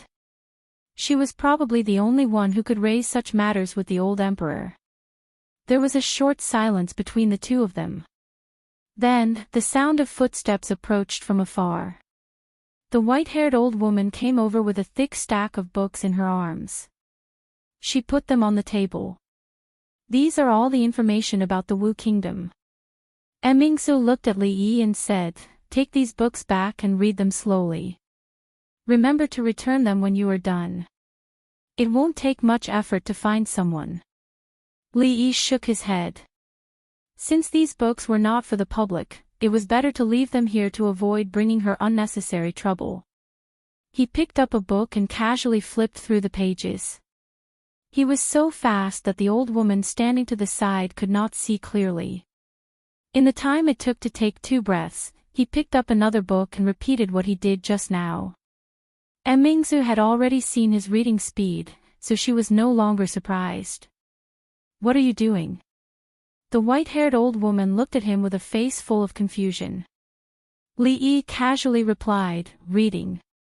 You can memorize it like this." The old woman was puzzled. At this speed, she could not even see the words on the pages clearly. "I am just looking for something. There is no need to memorize it." Li Yi could not tell her that even the action of flipping the pages was unnecessary.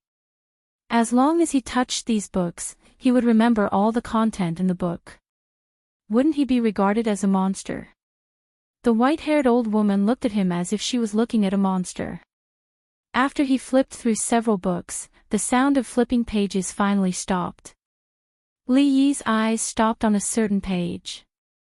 "Found it." He looked at some information recorded on it, and his eyes slightly narrowed.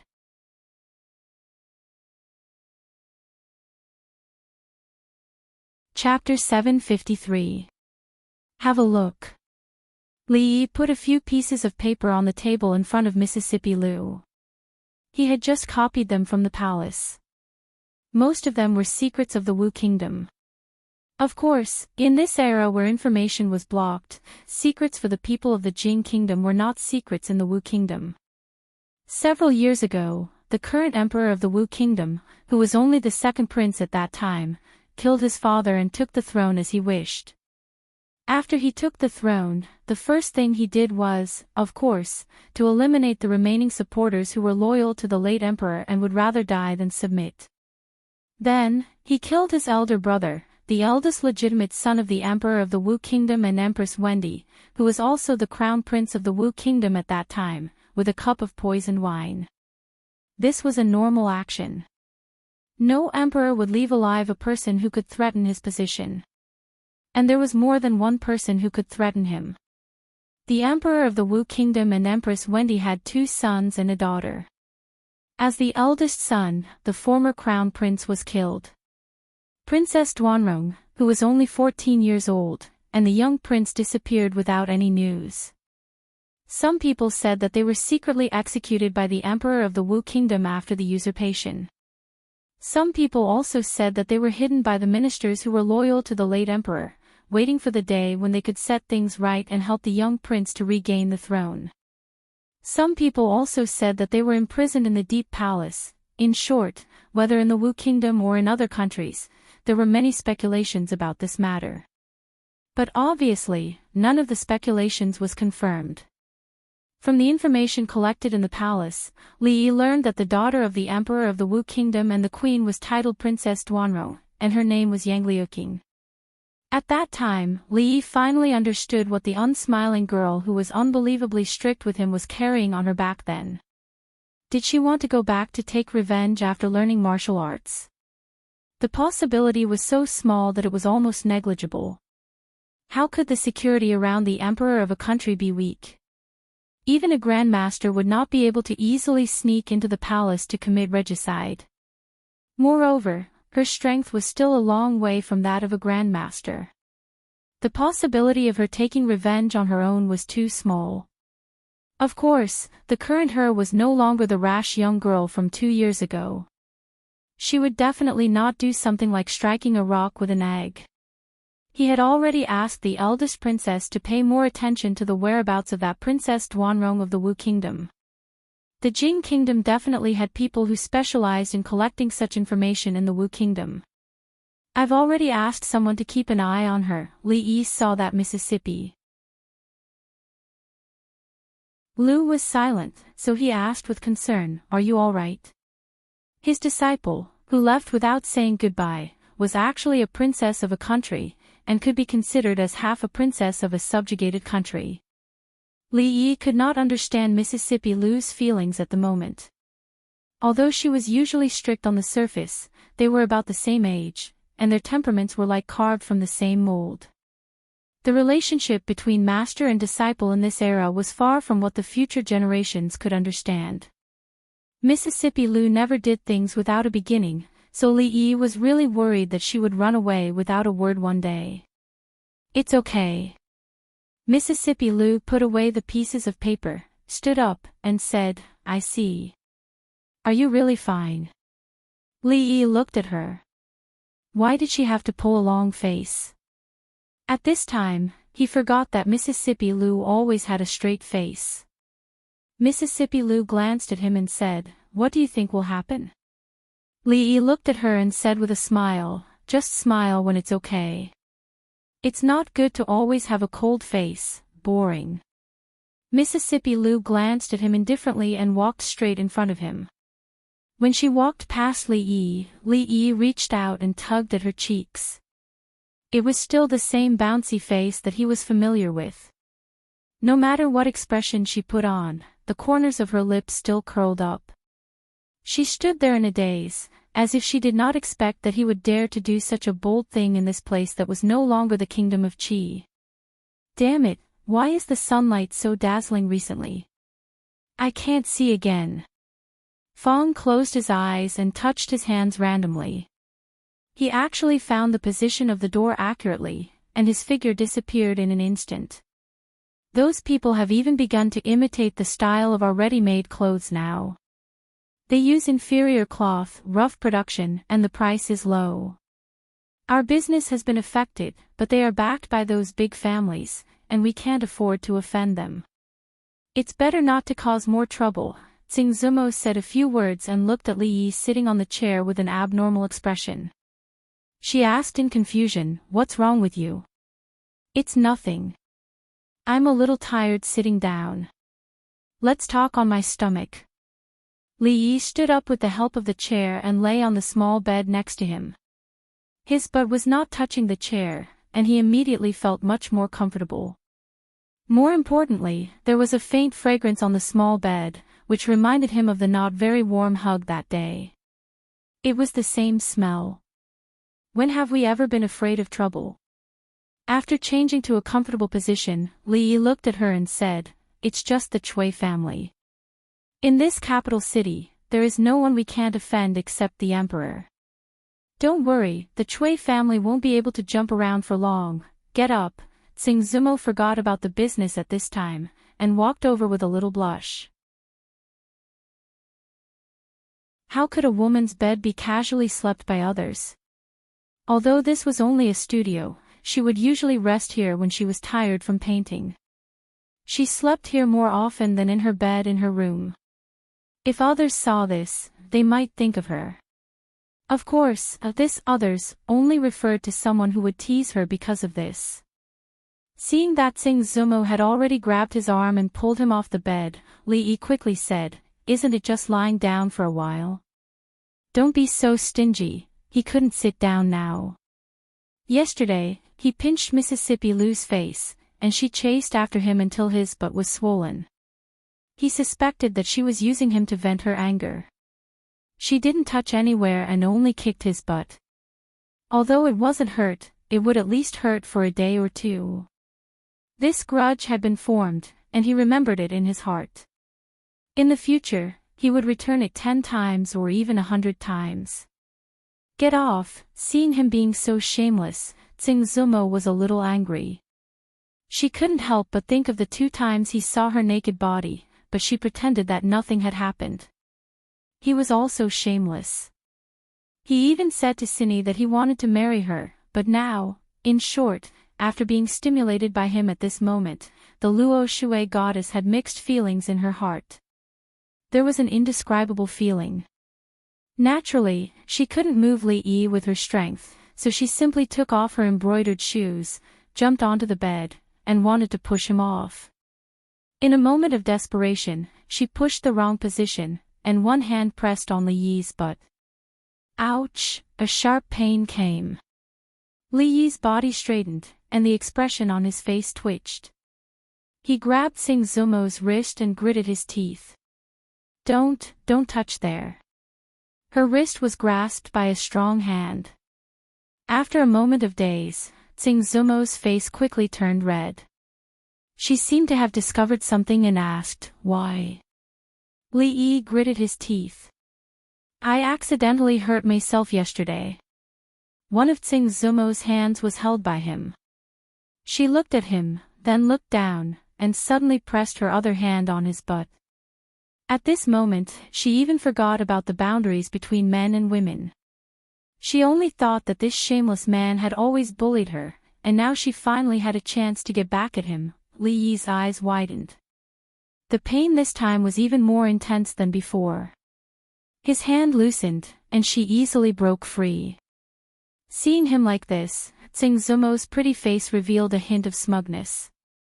"You have this day too," she thought with such pleasure in her heart. "Are you going to get down or not?" She raised a hand and pretended to hit him. Li Yi's eyelids twitched. He subconsciously held her hand and turned over. However, he didn't expect that Tsing Zumo would be driven by this force and fall straight down, pressing on top of him. As a result, Li Yi's butt came into intimate contact with the bed, and because there was another person on top of him, it was even closer. At this moment, he felt that he had come to hell. However, the next moment, all the pain seemed to disappear, and he felt as if he had gone from hell to heaven in an instant.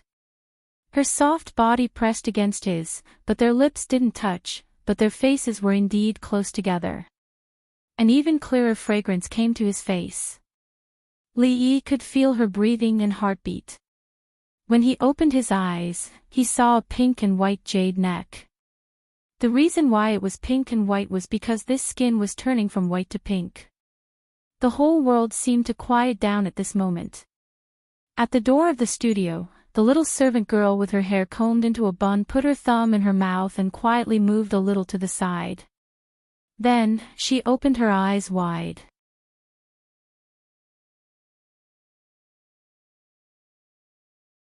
Chapter 754.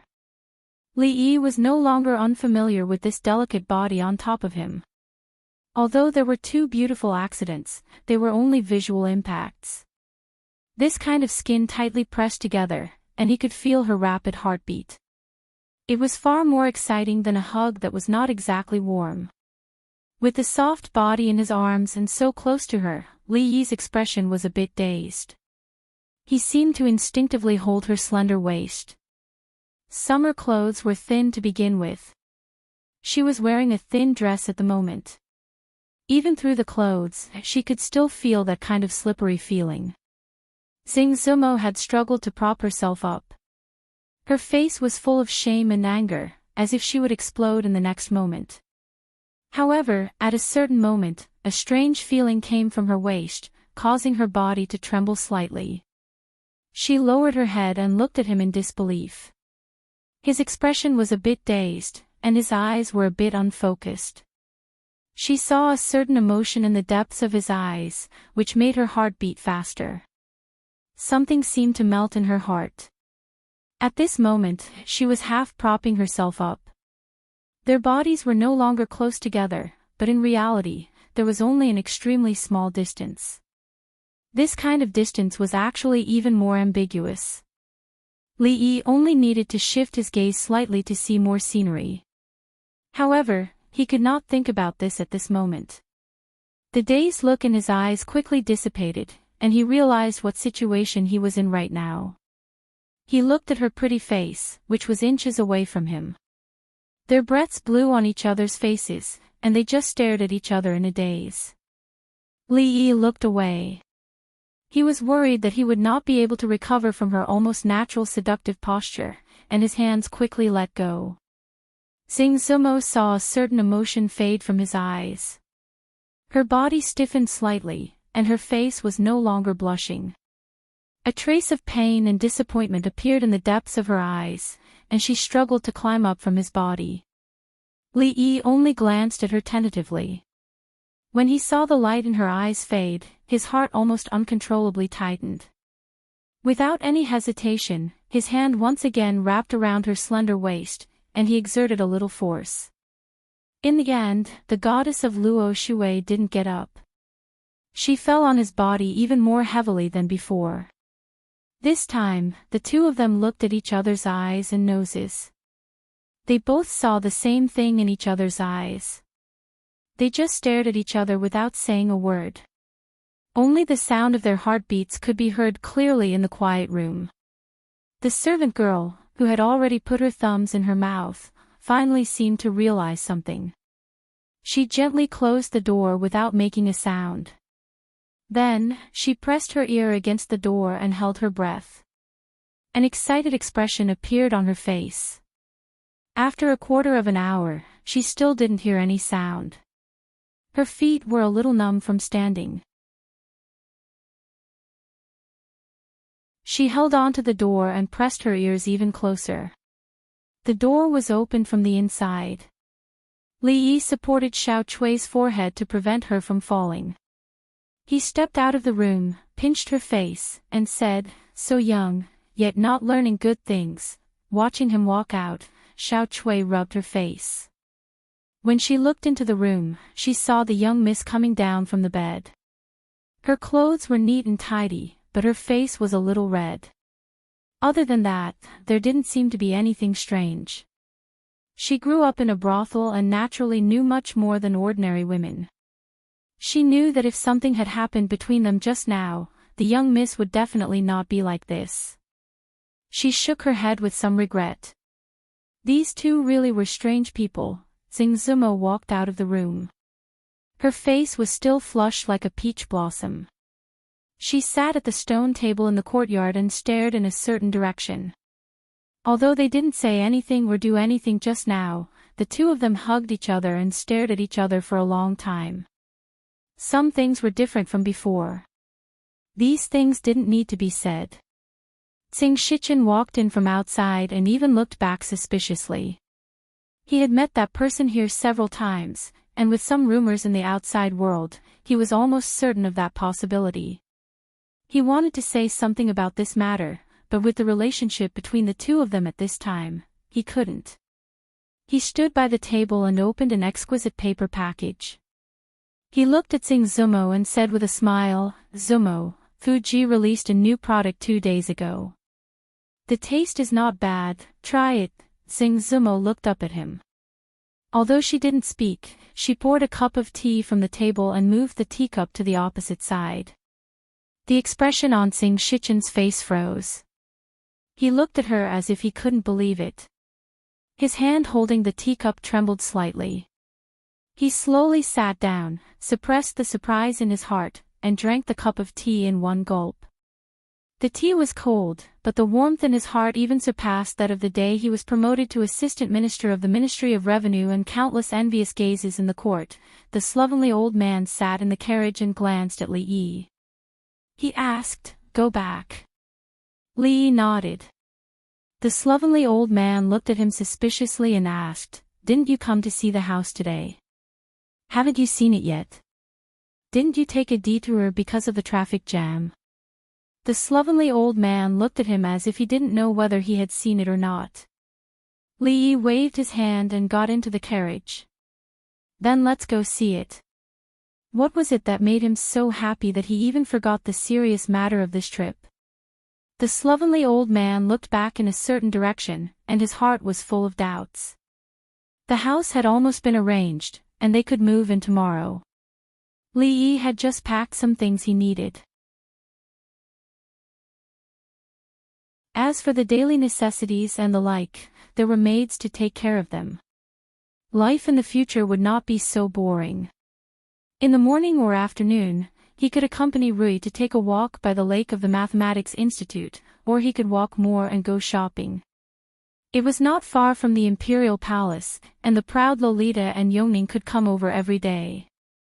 Rui liked children, and she also liked them to play at home. Li Yi did not know what it would be like at home after they gave birth to their children. Mississippi Lu's mood seemed to have improved again. Li Yi felt that the beating was not in vain, but he still had to remember it. A gentleman's revenge was never too late. One day, she would definitely regret it. Everything had been going well recently. It seemed that all his bad luck had been used up when he was kidnapped by the Taoist nun. He could lie in the courtyard and bask in the sun peacefully. He did not have to think about anything, and he could not help but want to smile when he thought about it. The little maid's hands were soft, and it was comfortable wherever he pressed. Recently, the sunlight in this courtyard had been particularly dazzling, so when Fang came in, he had to be careful. He did not want to see something that he should not see, and he did not have to worry too much about the problem of loyalty and justice. Young master, the Chui family is really going to hold a glass appreciation meeting. They invited a lot of people, and it will be held in half a month. The Chui family must have invited a lot of people since they delayed the meeting so much, and it would not be limited to the capital. They were really making a big move.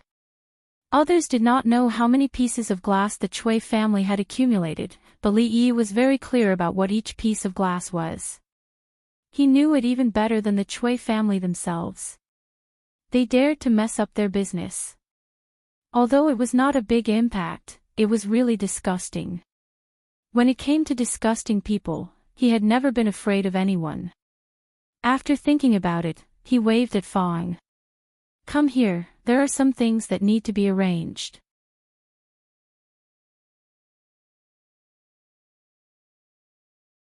Chapter 755. Although not everyone knew that the Chui family would hold a glass appreciation party in half a month, all the influential people in the capital received an invitation. Although the venue was not as high class as the Wang families, it was said that the scale was much larger. The number of glasswares would be several times that of the Wang families. It was strange that such a precious object as glass was rarely seen. Why did it suddenly increase these days? Many people were puzzled. The royal family once held a glass appreciation party, and there were many glass Buddha statues and wares on display. This was not strange. It was not strange for the royal family to take out any treasures. A few months ago, the Wang clan also held a glaze bazaar and took out even more glaze. This was not strange. The Wang clan was rich enough to rival a country, and they coincidentally met a foreign merchant, so they obtained so many glaze wares. It was nothing special. But why did the Chui family join in the fun this time? According to their bold words, it seemed that the glass they had accumulated was more than the Wang family took out at the last glass bazaar. Everything had a limit. The reason why glass was precious was because it was rare. Only a fool would spend so much money to buy a glass appreciation party that was held every few days. Of course, the number of glass on the market was far from overflowing. Even if the price was really reduced, the Chui family still made a lot of money this time. The Chui family was proud of their success, but the merchants in the same jewelry business in the capital were having a hard time. The wind of glass in the capital had been blowing for several months, and there was no sign of it stopping. The actions of these big families were getting bigger and bigger. If this continued, it would be difficult for them to do business. Everyone was scrambling for glass, but it was expensive. With their wealth and status, it was difficult to get it. Running a small business could not be compared to the Chui family's Golden Jade Pavilion. They could only hope that the heavens would quickly take back the gift of glass and give them a way out. The shopkeeper of a jewelry shop in the capital was sitting in the shop and sighing. From morning until now, there was not a single customer in the shop. This business was really impossible.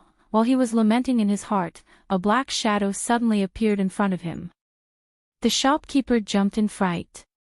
When he looked up, he saw a tall and sturdy man walking in from outside. "Sir, are you looking at jewelry? Are you giving it to someone or?"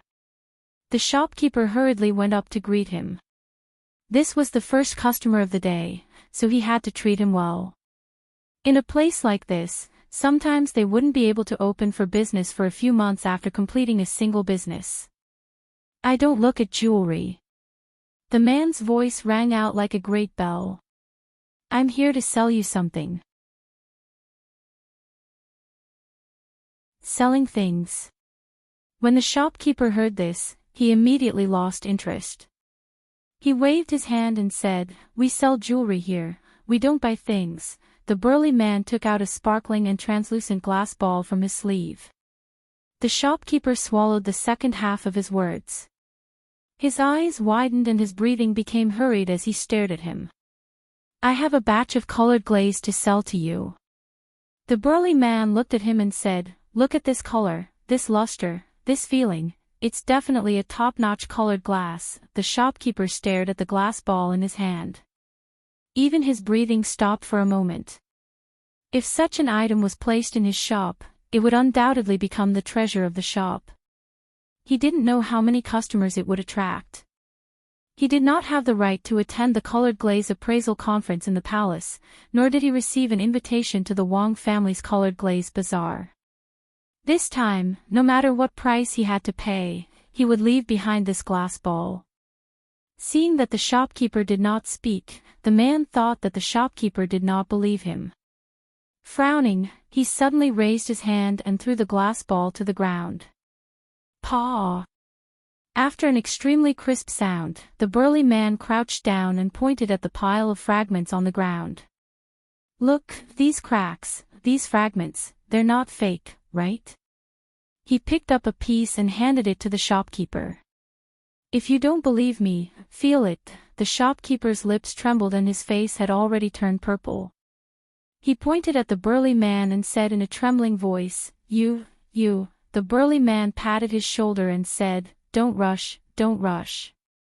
If you don't believe me, I'll let you throw one yourself. Bring it in." He waved his hand and two people outside the door carried in a large box. After opening it, the shopkeeper's gaze was completely attracted by the dazzling array of items in the box. The burly man looked at him and said with a smile, "How about it? Today we happen to be having an activity. Each item is 10 taels. 10 taels of silver, you won't lose out. 10 taels of silver, you won't be fooled. 10 taels of silver, you can buy a piece of colored glaze. How about it? Are you tempted? Action is better than action. If you buy 10 pieces at once, you won't have to pay for the broken one. 10 taels of silver for one piece." The shopkeeper raised his head and looked at him, his eyes flashing. "What, you think it's expensive?" The burly man looked at him and said with a smile, "If you buy more, the price can be negotiated." Shi was the steward of the Cui family's Golden Jade Pavilion in the capital and the neighboring prefectures. Originally, he was only an unimportant member of the Cui family, but soon he was no longer. If all these colored glaze were sold, the Cui family could make a huge profit from it. And this was all because of his foresight a few months ago. The last colored glaze charity sale of the Wang family did not satisfy everyone. Instead, it made the love of colored glaze popular in the capital.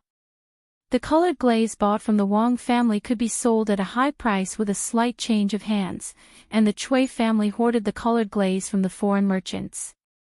When the public's desire for the colored glaze reached its peak, they took the opportunity to sell it, then they waited to count the silver.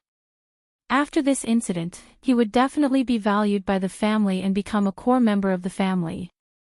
It was unlikely that he would be able to develop in the imperial court in this lifetime. But if he was only in charge of the Cui family's business, it was very possible. The invitations had been sent out. Only 10 days later, the Chui family's colored glaze appraisal would begin. That moment would be the new peak of his life. Everything was ready except for the east wind. Chui Shi looked at a young man coming from afar and asked, "Dongfeng, what's the matter? Why are you so flustered?" Third uncle, it's over, it's over." Chui Dongfeng's face was pale and his voice was full of fear. "What's the panic, what's the panic?"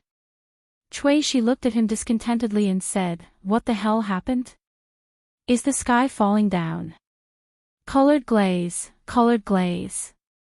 Chui Dongfeng gasped. "What happened to the colored glaze?" Chui Shi's face changed and asked, "Could it be that something happened to the Chui family's colored glaze?"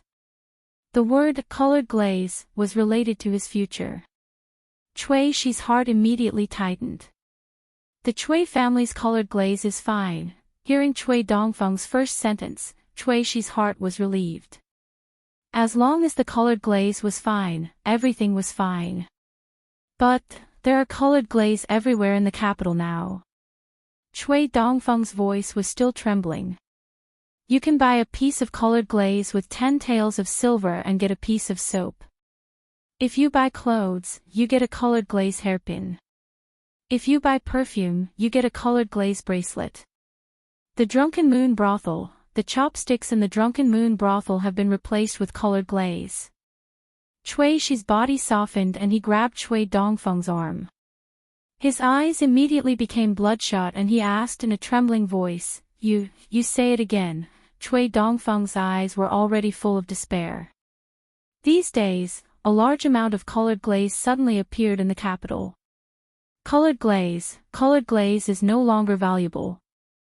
When the Chui family was about to hold a colored glaze appreciation party and wait to make a big profit, the originally hard-to-buy colored glaze suddenly became a common thing on the street overnight. Who would spend a lot of money to buy the Chui family's colored glaze? But the problem was that the price paid by the Chui family for these colored glaze was too great. Chui Shi knelt on the ground, his vision turned black and there was only one thought in his mind. It's over. Not far away, there was already a noisy sound of footsteps coming. Li Yi still overestimated the patience of the Chui family. In just half a year, the price of colored glaze fell from the clouds to the ground. If it continued for a few more days, there would still be a big profit to be made. However, he also knew that this matter should end here. This kind of money could not be earned too much. If it continued, the fragile economic system of the Jing kingdom might be at risk of collapse. The old emperor would be angry with him. While thinking about these things, Wang Yong hurriedly walked in from the outside. As soon as he entered the door, he asked with a face full of joy, brotherly, have you heard, the Chui family?" Li Yi nodded, sighed and said, "The Chui family, this time, the Chui family, I'm afraid, will lose millions of taels of silver."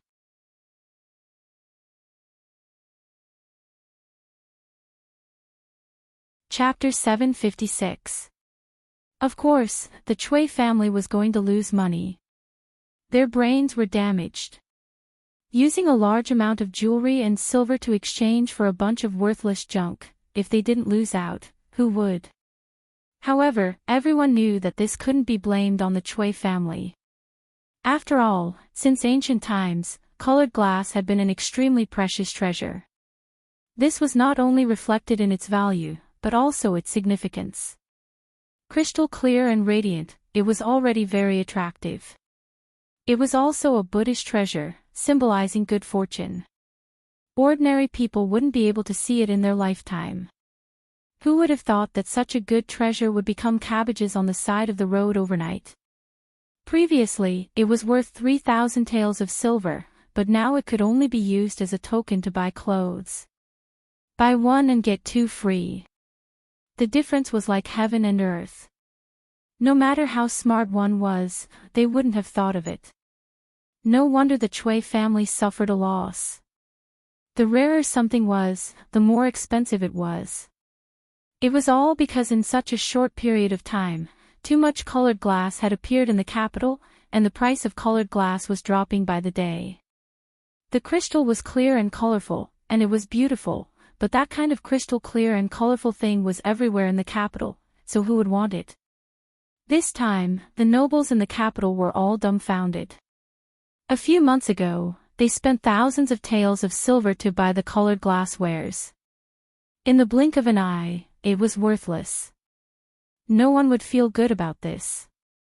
This time, they were screwed over by the Wang family. The monks were equally dumbfounded. Other people's colored glasswares were at most 1,000 taels of silver, but their colored Buddha statues were worth no less than 10,000 taels of silver. There were countless people who secretly complained about the royal family and the Wang family, but they didn't dare to show it on the surface. After all, among the two families, either one was extremely powerful. Even the nobles couldn't afford to offend them. However, when they heard that the head of the Wang family smashed hundreds of colored glasswares in front of everyone, the complaints in their hearts lessened and turned into mockery and schadenfreude.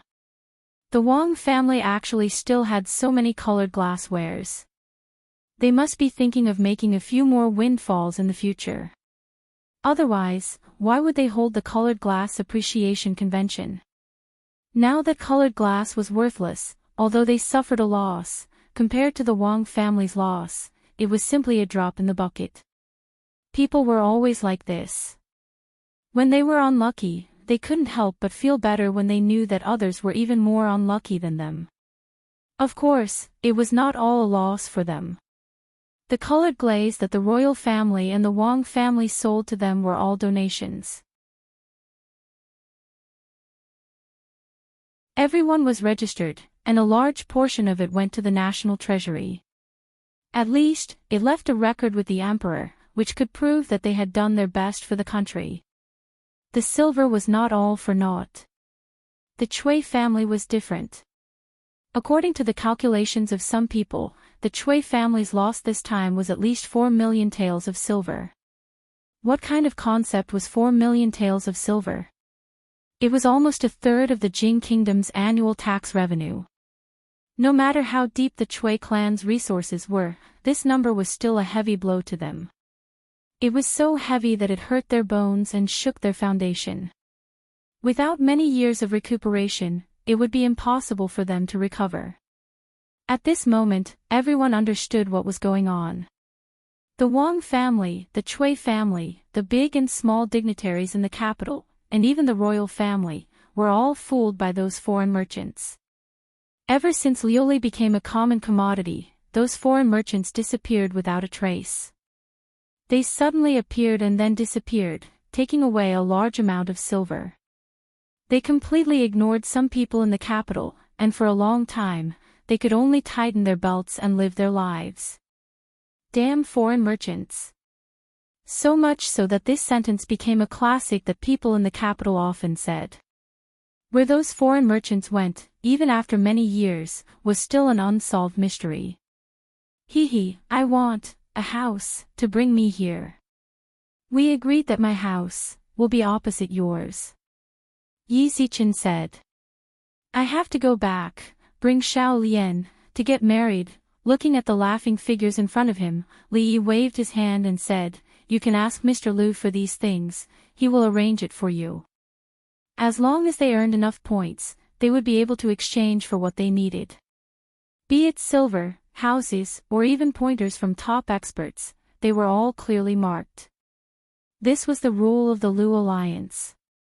From the beginning, Li Yi did not intend to tie them down with friendship or anything else. Tangible benefits were the strongest ties to maintain a relationship. Of course, everything would not be so unreasonable.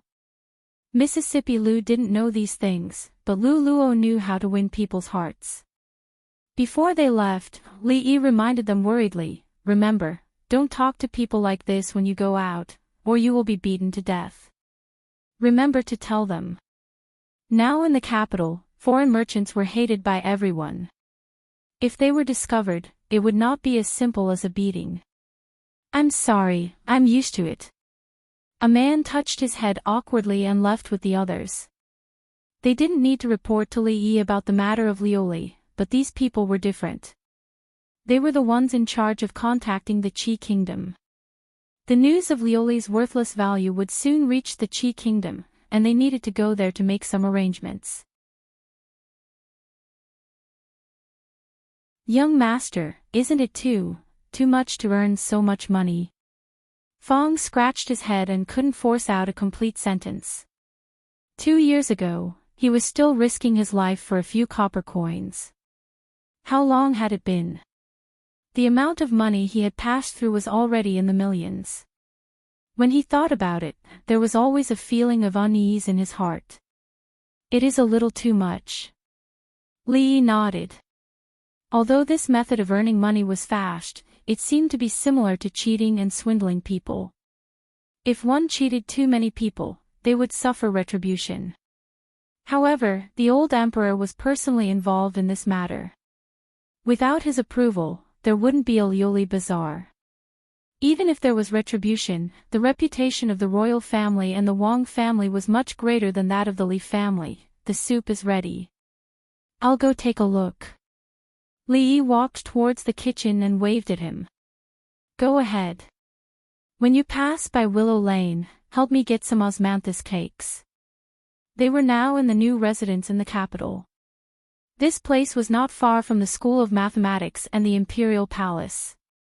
The environment was quiet and secluded, and it was some distance away from the noisy market. There was a slope behind the house. The slope was not steep, but standing at the top of the slope, one could overlook the surrounding scenery.